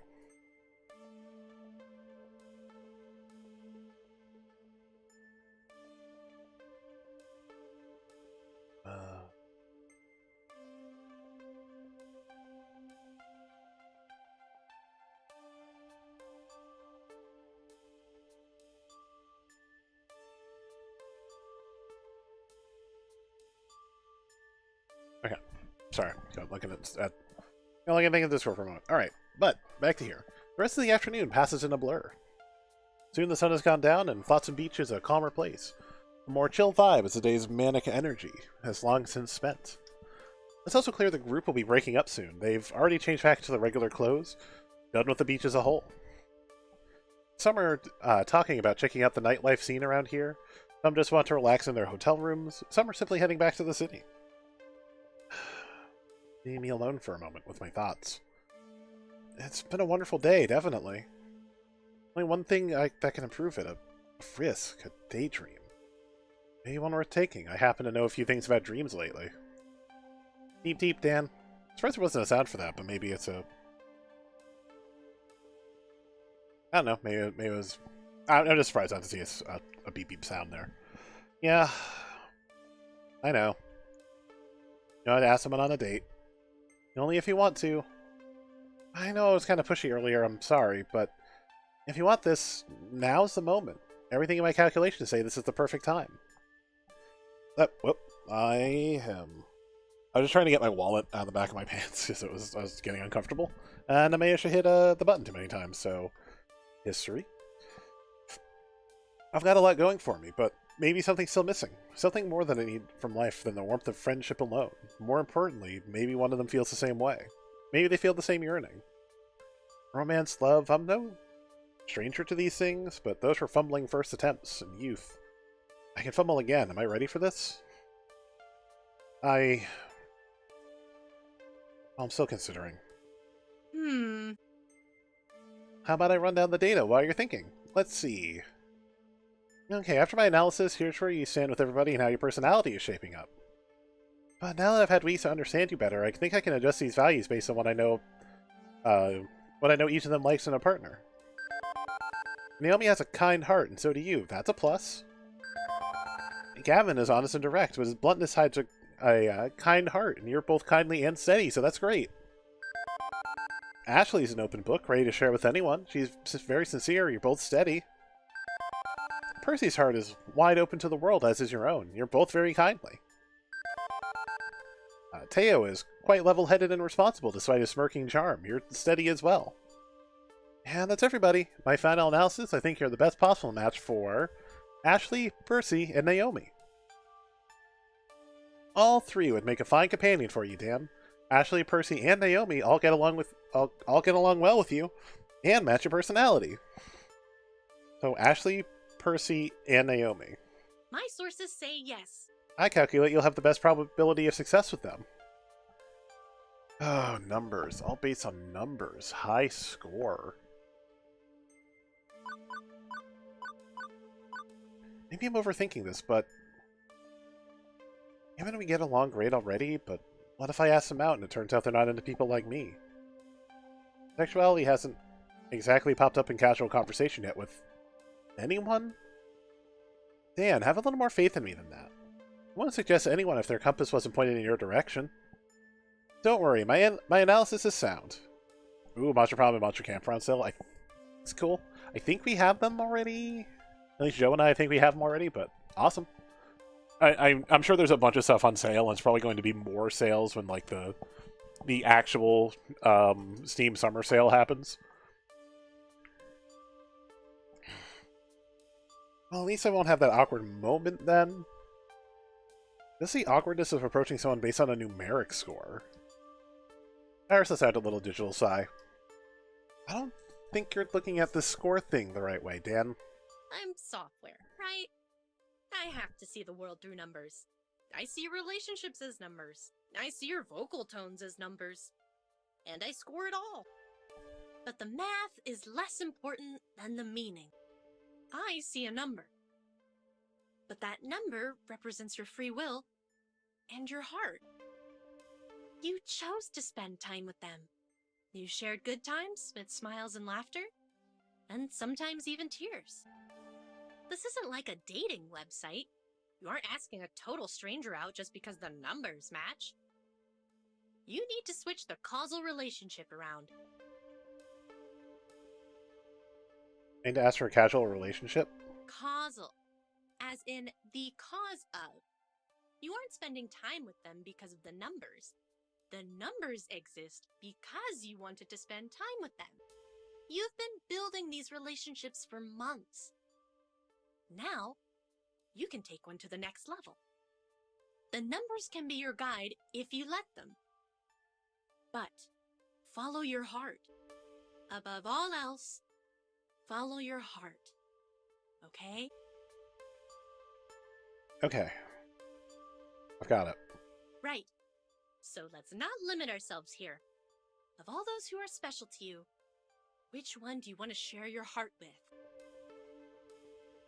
It's a big decision. But she's right. She's been watching me, listening to me, understanding me. In the end, it's my choice, and their choice to accept my love or not. Well, which one do I love? Which one should I approach? So this is what I was saying earlier, I think even yesterday, day before. There is an option for nobody. You can just not do a romance story. Or I think nobody might also lead to Juniper, but you can absolutely, it's totally valid in the game to not do a romance option. And I think it gives you several reasons why, but I'm just gonna put a pin here. Just so like I can explore it later. But I'm gonna put a pin there. Ashley. Her love of life and enthusiasm always manages to lift me up to a whole nother level. I can't imagine not being with her at this point. It's always been Ashley. Okay, I believe in you, Dan. I will cheering you on from in here. Irish, I don't like that she's cheering on a romance from in our pants, but okay. As Irish shuts herself off, the reality of it all strikes me.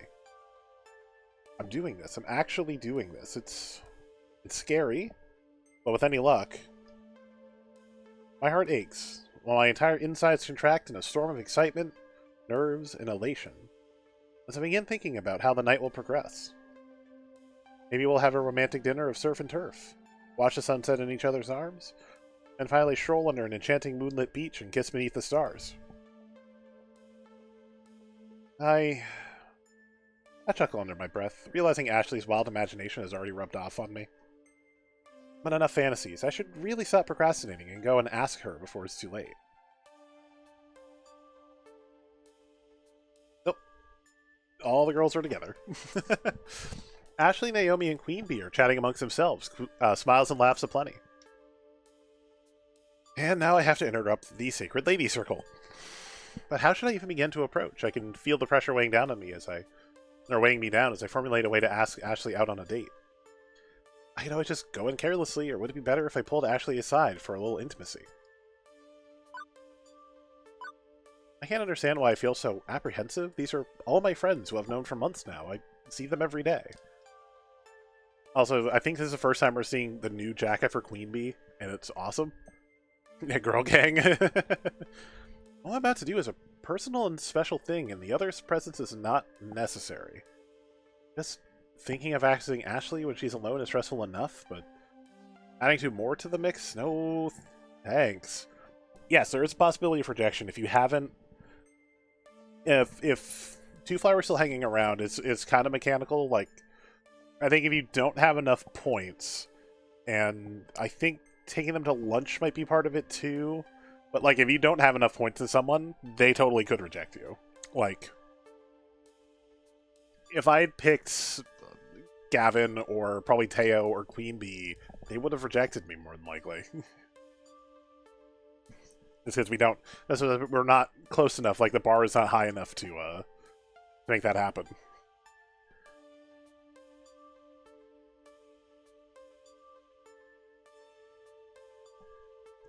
So I call out to Ashley. Hey, Ashley. She turns around to face me. Oh, hi! Can I talk to you? Sure. She just stands there, not moving towards me, smiling innocently the whole time. Can I talk to you privately? Oh. Oh. Of course. Ashley steps away from the group and heads in my direction. Queen Bee and Naomi exchange side glances and grins. You bring her back happier than she is now, you hear? Don't stay out too late. Ashley turns around to face him. You two be quiet. I don't need comments from the peanut gallery, thank you very much. And then back to me. Don't you worry about them. They just enjoyed teasing little poor helpless me. Hey, Jean, how's it going? I think Ashley said that last part just a little too loud on purpose so her friends could hear. So what's up? Ashley looks down as she nervously puts her hands in her jean jacket pocket. It looks like she's fiddling with something. I wonder what it could be. Well, I wanted to ask you something. But before I can say the words, Ashley snatches them from my mouth. What about? How do you feel about bingo? What? You know, the game of extreme chance with the tiny, colorful numbered balls, the bingo cards, and neon daubers. Please tell me you've played bingo. I was taken aback at how quickly she changed the topic. I don't know how or what to make of it. I have, but what does it have to do with anything? Yes! We should go. Now. Now? Yeah, apparently there's a Moose's Lodge in Flotsam. And where there's a Moose's Lodge, there's always a bingo night. Mooses? Nieces? Mice? What's a plural form here? Yeah, anyway, I might have looked at their schedule already and saw it was going down tonight. So will you bingo with me? I groan with extra emphasis to show my displeasure of the pun, but at the same time, it puts a smile on my face. I'll take that as a yes. We're gonna have so much fun tonight. I'm glad we're getting to spend some time together.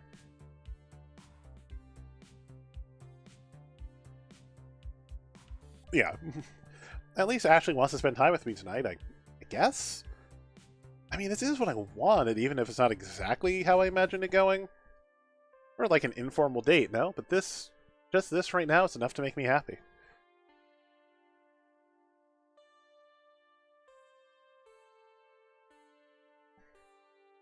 And who knows how the rest of the evening will play out. For now, I'm going to focus on having fun with the person I care about.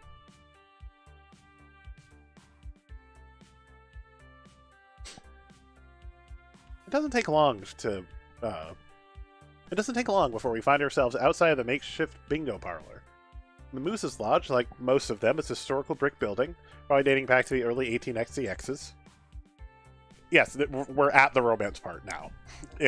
I know the bingo probably doesn't make it obvious, but this is the romance chapter. Most small coastal cities have a hall like this to serve several purposes, ranging from chili cook-offs, community meetings, apparently bingo nights, also professional wrestling usually. That's all right there on the event calendar. Or that's VFW halls, but same thing. Before we walk through the doors, Ashley pulls me aside. Watch out for the old ladies. I practically choke up my own laughter. Think I can manage walking a few old ladies across the street if need be? Oh, no. They will take you down. They are ruthless biddies that don't take kindly to us young people. You're immature hooligans in their cataracted eyes. We are stepping on their turf, and they will hate us for it. I wasn't planning on having puncture wounds via knitting needles or bruises from a walker run into my shins. Should we have brought Francine? Sounds like she would have fit in with this crowd. Eh, she would give us a fair good in. We could have her pose as our high roller, bingo-loving grandmother. Then we wouldn't get harassed. But honestly, I'm rather fond of the idea of just us. Playing bingo. Taking out all the old people who get in our way. And winning big. Night will be just us then. We can invite Francine next time. Deal. Together we push open the doors and instantly our senses are assaulted. The smell of ancient powdery floral perfume blended with mothballs sting our nostrils. Our eyes blink to get used to the obnoxiously fluorescent light, and there is a sea of shawls, jeweled brooches, and spectacles with beaded chains far as the eyes can see. The only times I've ever played bingo, like not in school, was at the state fair. And I've won a couple times, but it was, they're junk prizes.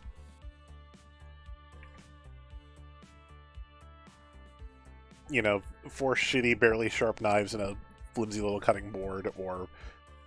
I know there was something else, but I can't recall what it was. Actually, you know what? I think the cutting board was okay.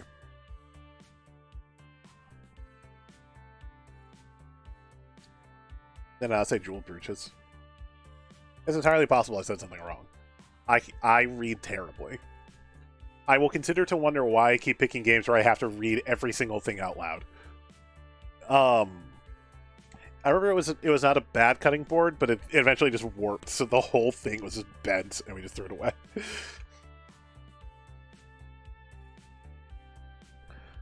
We are immediately met with harsh glares from everyone in the room, all of which the combined median age of 76.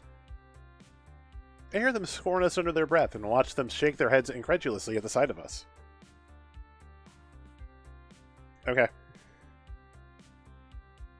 We won't be making any friends here. The audacity of the young folk today is downright ridiculous. Ashley puts on her best old lady impression. I play it right back. It's atrocious, really. Also, I totally have those chairs, just in red.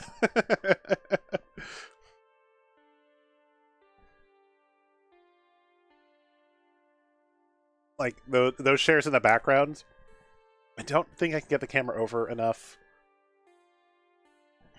And, obviously it's kind of covered up right now by another chair, but nope, I can't get it over far enough. Never mind. I'm going to try and move the camera. And then I have to try and move it back, and I'm just not bothering. That's atrocious, really. The hall itself wasn't too fancy and held everything one needed for bingo night.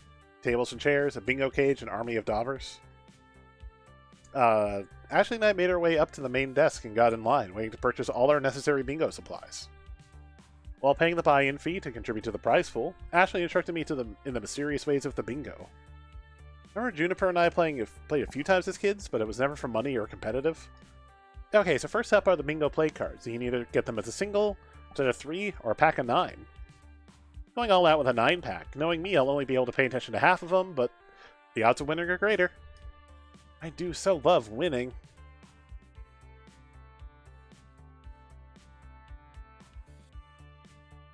Ah, no.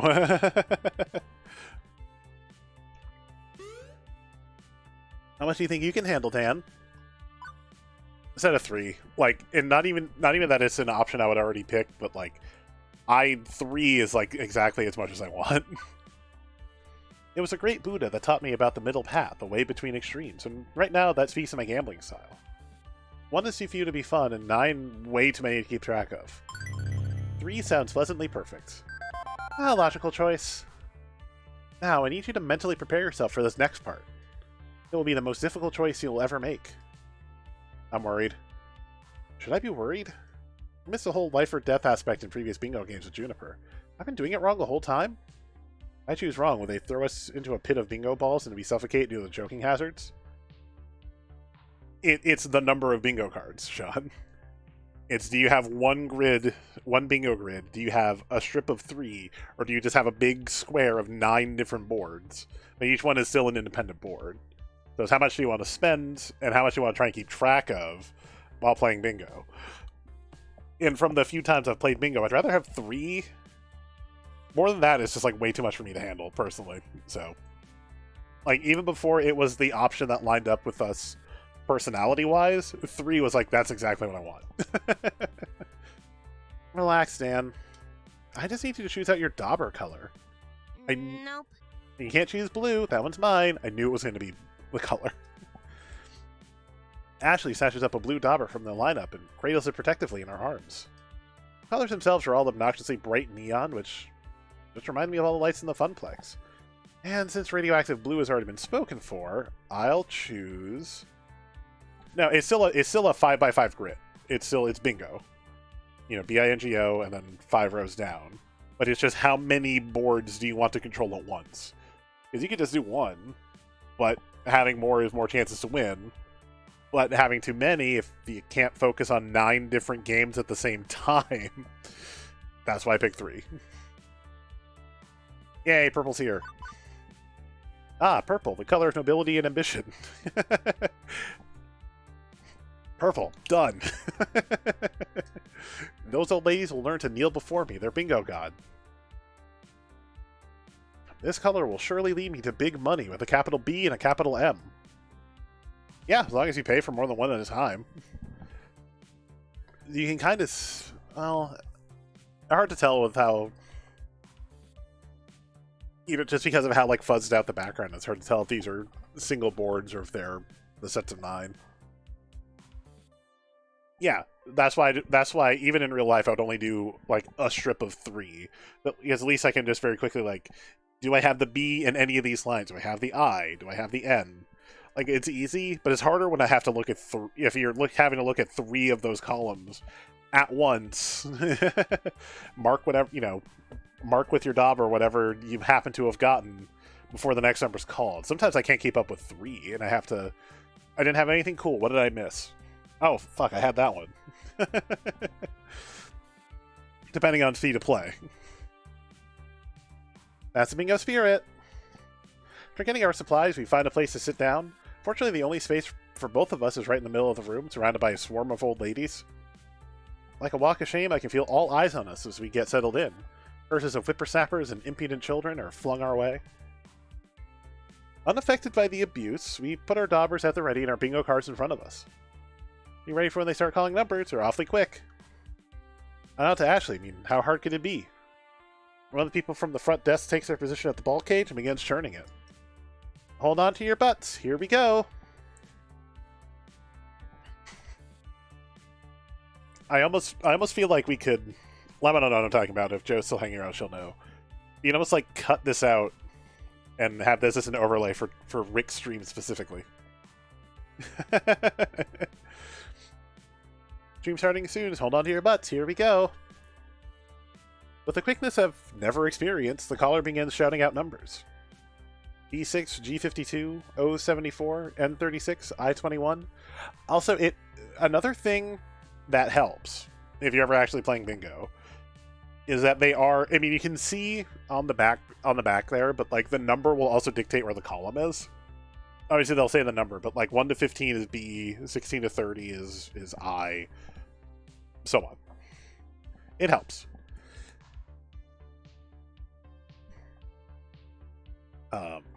I try to keep up making messy purple blobs on the paper. I can feel myself slipping behind the rest. Wait, did it say G50 or G60? Maybe G50? That's what I put down. I mean, you also should be able to look at the board and see it, again. How about the only number I was 100% sure I got was the free space? Glancing over to the old biddies, they've brandished their daubers like katanas. Much like an errant Ronin, whose dishonor leaves them unafraid of death, their strikes were swift and true. So I don't know if I'm going to get to chapter 6, just because I can already feel my throat starting to get a little, or like feel a little like raw and dry, even with all the gummy bears. And Chapter 5 is kind of long, especially compared to Chapter 4. Chapter 4 we got done in like an hour and 15 minutes. Or almost at 2 hours, so it might be the only one. Might have to bleed it over to Monday, because I'm sure Joe probably has D&D this week, so I don't think I'll be able to like do a makeup this weekend. But if I can't accelerate, and I'm still on Chapter 7 on Friday, then we'll do it on Monday, and maybe we might be able to cram the Hugo games together. We'll see. But all that hydrating, y'all. I need a bathroom again.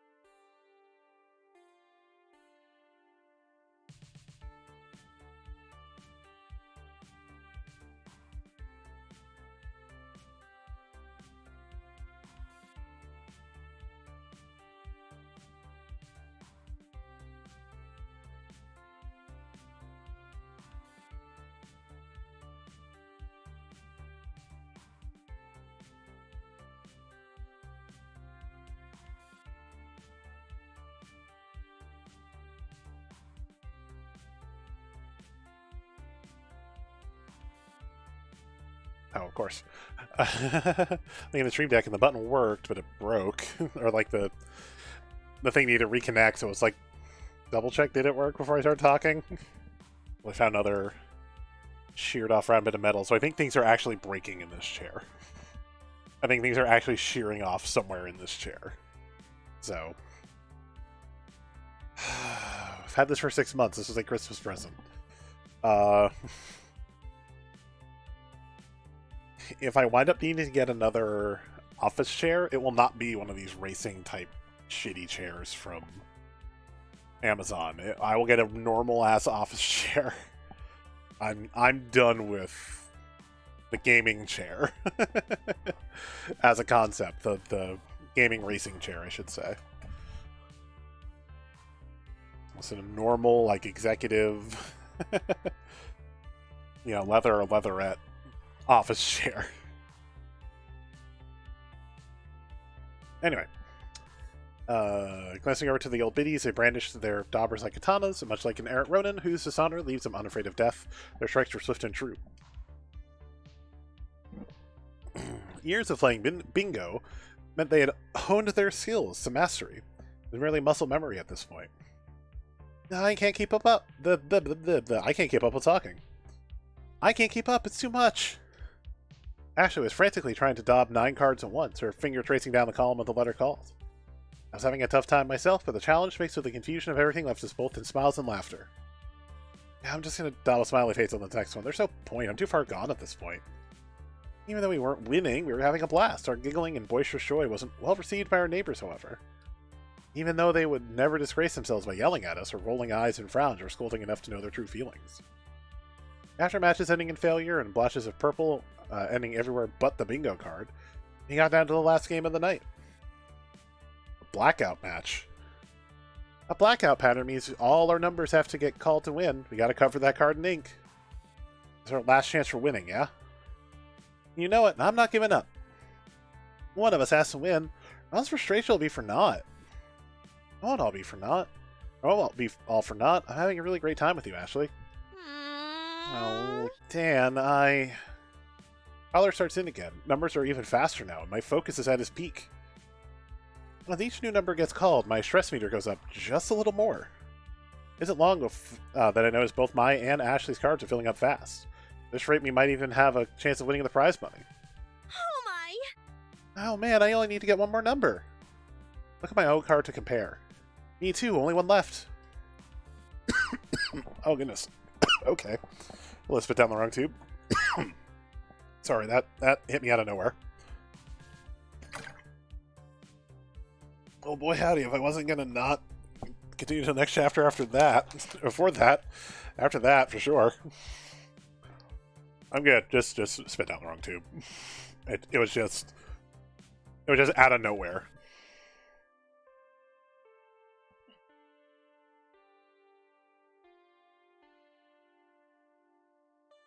Oh, bingo can absolutely be intense.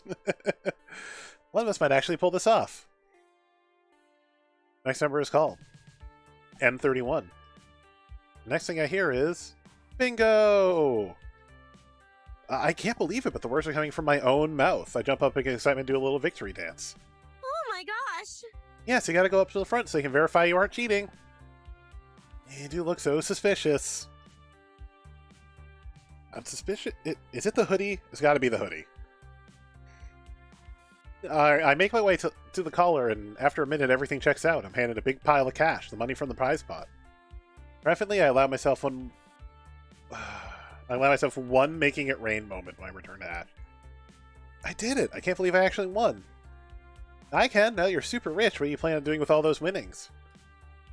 I'm glad you asked, Ashley, because I'm taking you out to dinner. But you earned it. You should spend it on something else. I mean, don't worry about it, Ashley. Dinner's on me. You don't have to do that, Dan. I know, but I want to. Ashley, you're special to me, and I want to treat you to something nice. If you're sure...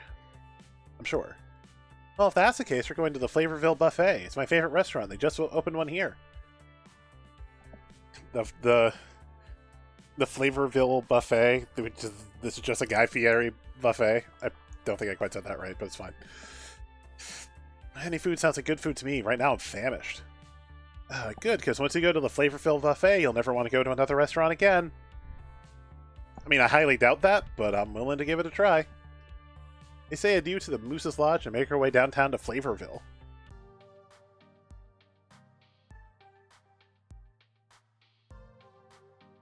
I guess I'm not surprised damn it. I guess I'm not surprised the Flavorville Buffet is packed at this time of night. It's one of the only restaurants still open in Flotsam. Also, where's the actual buffet? It's not on screen. Welcome to Flavorville. Population us. Well, us and everyone else. All sorts of people are eating here, from the punk teenagers trying to stay out late to avoid responsibilities, to the well-aged biker gang, to the couples having a relaxing dinner out. You know, it wouldn't be my first choice for a date, nor my third, but it's Ashley's choice. Whatever makes her happy makes me happy. As we're led to our table, we pass by aisles of buffet tables filled to the brim with every food imaginable. Ashley's eyes go wide with excitement. Once at our table, we take a moment to order drinks before Ashley jumps up, ready to devour everything in sight. Amazing! Look at all the food. I'm going to eat it all. Oh, what do I start with? Tacos? Waffles? Ice cream? Fried ice cream waffles made into tacos? Yeah, there are too many choices. I said go with your favorites first. Dessert it is. Ashley points to the direction of the smorgasbord of sweets. To the dessert bar! Each grab a plastic tray and proceed to shuffle down the food queue with the rest of the people. Both Ashley and I fill up our trays with a plethora of treats. Brownies, cakes, cookies, and an ice cream sundae made to our own perfections. Quickly, we return to our table with a mountain of goodies and dig in. Oh man, we made it like bandits. Look at this sugary goodness. We share bites from everything, tasting it all, and all of it is delicious. Which also means we're not at a buffet, if everything is delicious. I mean, I guess the desserts are usually fine, but...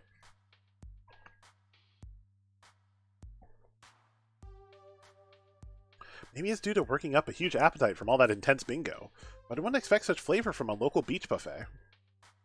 I guess that's why they call it Flavorville. It's a ville full of flavor. And ain't fucking around about that. Also, I love that every time it's a curse, it's actually animated. We talk of the day's events and smile happily in each other's company. Every time Ashley and I get together, it's like this. It's endless fun. Being with her brings me such joy. Eventually, our momentum slows and we have half-eaten dessert strewn across the table. I feel a distinct sense of pride in eating nothing even vaguely resembling actual nutrition. And also, yeah, this is absolutely a fantasy buffet. This is not a real buffet. It's certainly not Hometown Buffet. Side note, maybe this is cruel of me, but I had to laugh that they literally opened a gym next to the buffet in my mall. Like, man, you went for a demographic, didn't y'all?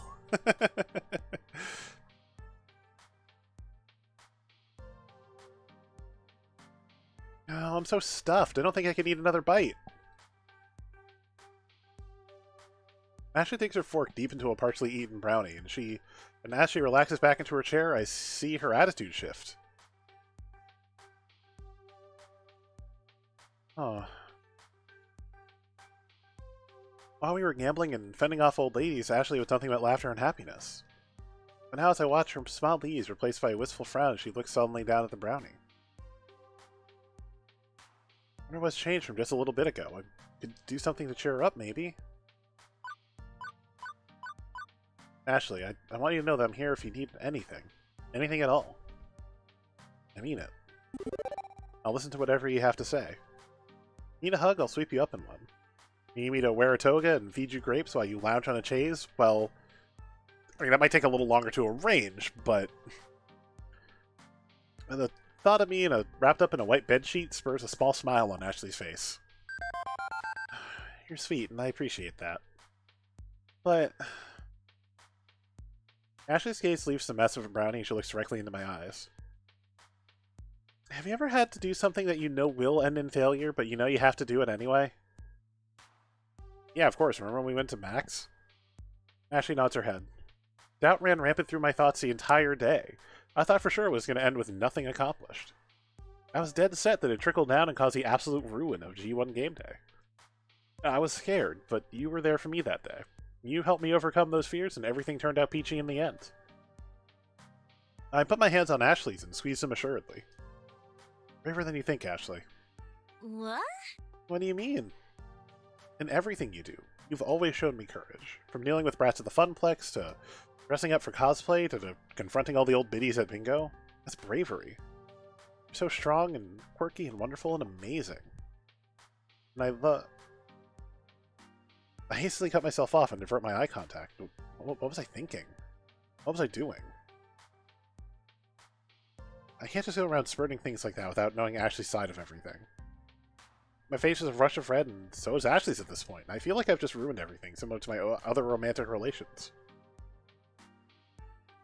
Ashley once again fidgets with something in her jacket pocket. I wonder what she's hidden away. Hey, let's get out of here. I need some fresh air to clear my head, and this place is suffocating.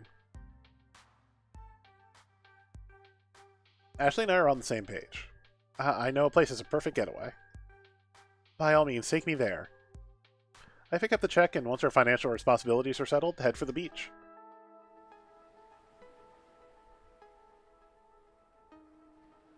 Yay, the beach. Such a good painting of the beach. Such a good background. Nighttime beach is such a stark contrast of the day.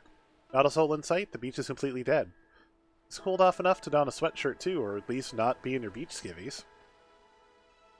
Everything is remarkably brilliant, thanks to being bathed in moonlight. And Ashley's moonlit profile is stunning.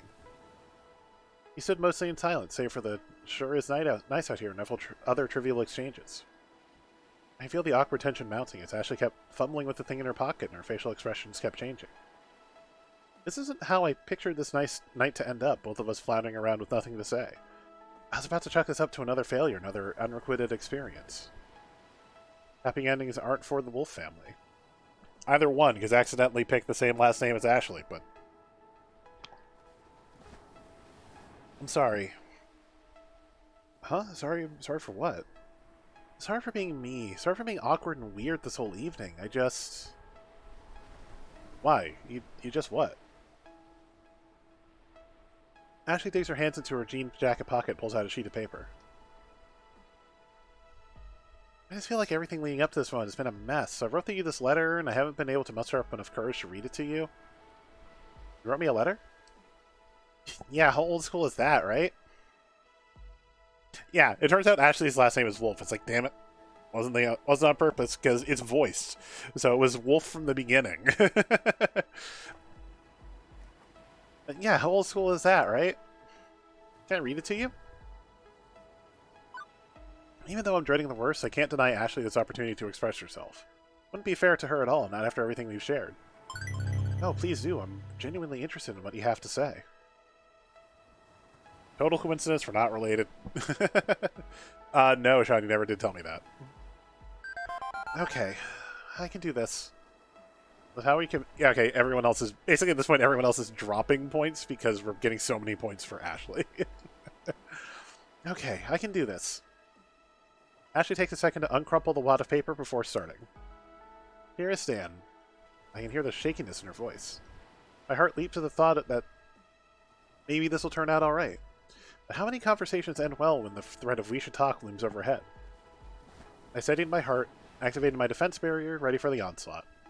Right off the bat, I want to make one thing clear. You are the most amazing person I have ever met. I have never known anyone as unabashedly wonderful, funny, and kind-hearted as you. Just knowing you has changed my life so significantly that words cannot even begin to explain how much you mean to me. You bring me so much happiness, and I adore spending every minute with you, even if some of it involves chasing children around the funplex.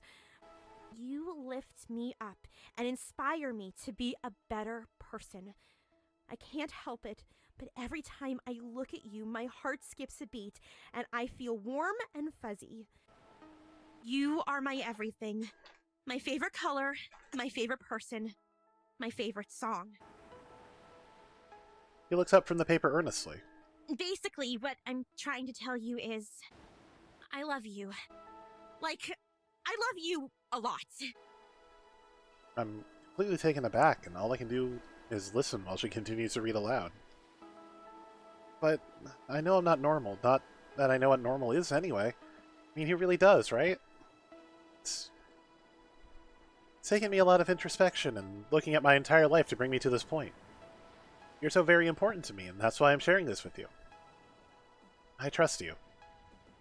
As you know, I've been struggling with my identity. This is something I've been dealing with for as long as I can remember. None of that has changed, and honestly, I still don't know either way. I just know I don't see myself as 100% woman nor 100% man. Some nights I feel like a lady, being fierce and feminine. Other days I feel like a boy, laid back and carefree. Not to say that these are the only distinctions. Sometimes I feel like an effeminate boy, too. It's not as simple as man or woman, male or female, and maybe I'll never have the proper explanation or words that define me, and that's okay. I've realized that I'm me, and I don't want to change that. I want to continue to be who I've been. I'm Ashley Wolf, and I want to continue to grow and learn more about myself. I'd really love for you to be by my side and go on this journey with me. Ashley folds up the letter and slides it back into her pocket.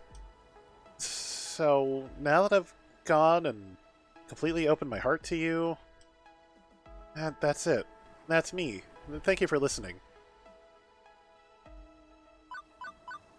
I honestly thought this was going to end in hellfire and being alone, but oh how I was wrong.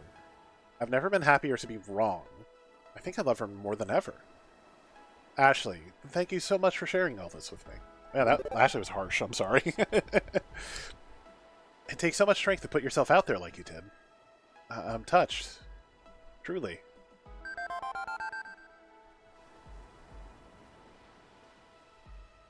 Ashley smirks and leans in close. My heart pounds as she leans in and kisses me gently.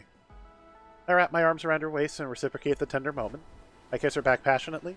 All of my built-up emotions and kinetic tension release as we embrace. Her lips are soft and warm, and I smile happily as we continue kissing. Ashley pulls back from me and gently puts her hand up to my face. She smiles lovingly. Before we get in too deep, I just want to make sure you're okay with this. Can you accept me for me? Of course I accept you. I love you, Ashley. Ashley hugs me tightly and gives me another peck. I love you so much. You mean so much to me, too. I could never say it as eloquently as you, but the feelings are there. You are so very special to me. As you are to me. We spent the rest of the night among the moon and stars, chatting, enjoying each other's company, and, of course, exchanging kisses and tender moments. When I first thought of how this was going to go down, I would have never imagined it ending like this. Huh. Guess I did get my happy ending.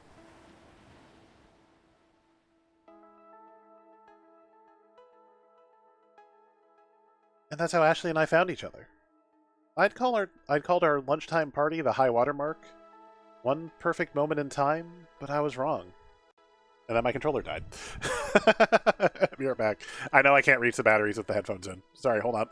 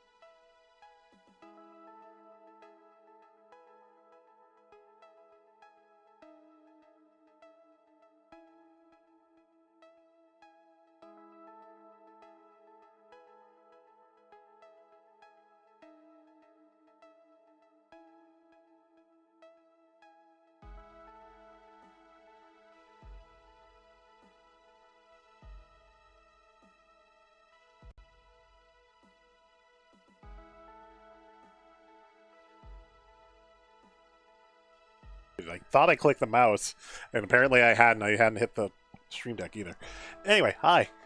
We're back. I called our lunchtime party the high water mark, one perfect moment in time, but I was wrong.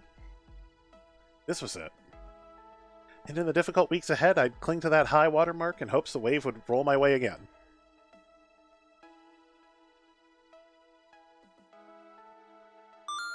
And that's level 5 of Arcade Spirits completed. We'll have a prize. We'll take a look at the prize. I think I am going to wrap it there, though. I want to use the bathroom again, so I feel like I'm going to be doing that a lot next little bit. So we might not actually finish this till Monday, but... I mean, that chapter was just long. You know, especially compared to yesterday. Anyway, that's level 5.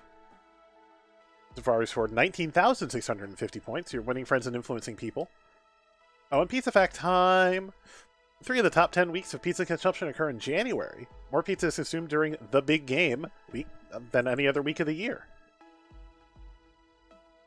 You want to save your game? Yep. Oh, that made a weird, weird thumbnail. Oh yeah, definitely ending on a high note.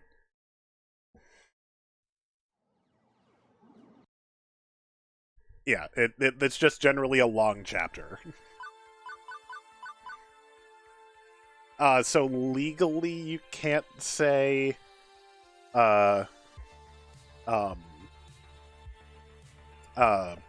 Super Bowl unless you actually have a copyright from the NFL. So a lot of times you'll see, like, you know, come to our sale for the big game, come buy a pizza for the big game, is because they legally can't say Super Bowl without getting sued, if the NFL is feeling particularly litigious. Anyway, our prize for number 5, and dang it, of course. Hold on, let me hide me, and let me hide Extra Life. Of course, it's right where I am. An homage to classic maze games of yesteryear, mixed in with a roguelike dungeon crawling experience, Moopy is designed as a combination retro arcade title and action RPG. Potions grant various power-ups such as speed, stronger magic missiles, and a single-hit shield. Your goal is to find the key and reach the door, but for maximum points you should hang around long enough to collect all the dots. Monsters will continuously emerge from the walls to discourage this, though. The randomness of the mazes and monsters is actually fake.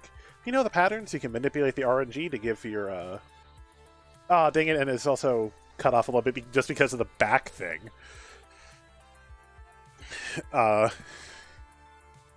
Ransom mazes and monsters are actually fake. If you know the patterns, you can manipulate the RNG to give you easier mazes and less monsters. Provided you're perfect at the game, which of course Percy is. To me, it almost seems like it's if you took Gauntlet, but put it in Pac-Man. All right, and I think that was our only... Yeah, that's our only new prize still.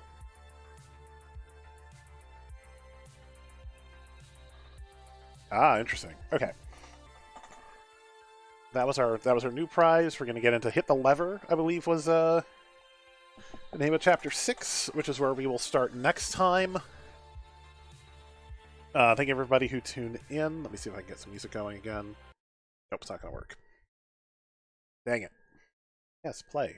Play this song specifically. This song. Cool. Yeah, I took my face cam away in case people wanted to read just because the text on that Mr. Moopy I just turned that down. I turned it up for the game. I took it away just because the text on that Mr. Moopy concept art graphic, the prize we won for completing the chapter, was right where my face cam was. So it's like, I'll take away the face cam, I'll take away the extra life. So if you want to read it while I'm reading it out loud, you can. And then it was like, well, we're leaving anyway, so we'll, I'll just go back in after the stream, restore that, so next time I'm not just missing a face cam when we read out the next chapter. Yeah. It was just because, like, hey, all of this important text for the image is literally here. Anyway, y'all, we'll see you tomorrow. We'll get through Chapter 6. Depending on how long it is and how I'm feeling, we'll try to get through some of Chapter 7. So, hopefully, if we can do that, then Friday will be the finale. We'll play the rest of the game. If not, then we'll do Chapter 6, and we'll do Chapter 7, and Chapter 8 will be probably Monday. Until then, tonight on UN Game Days, I think we're starting early. I think we're starting at 7. Where we're going to have a host play of Super Mario 3D World.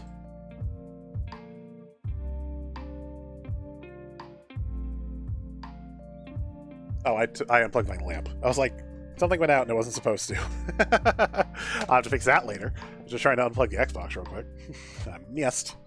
I unplugged the wrong thing. Yeah. But tune into the game days tonight. It is Super Mario 3D World. The re-release on the Switch. This Thursday, Stumped will be back. Jazz will be playing probably Mass Effect, or actually, it's probably gonna be Mass Effect and Stardew. That's Thursday. But yeah, I'll see you tomorrow. We'll play more Arcade Spirits and start preparing for all these redemption games.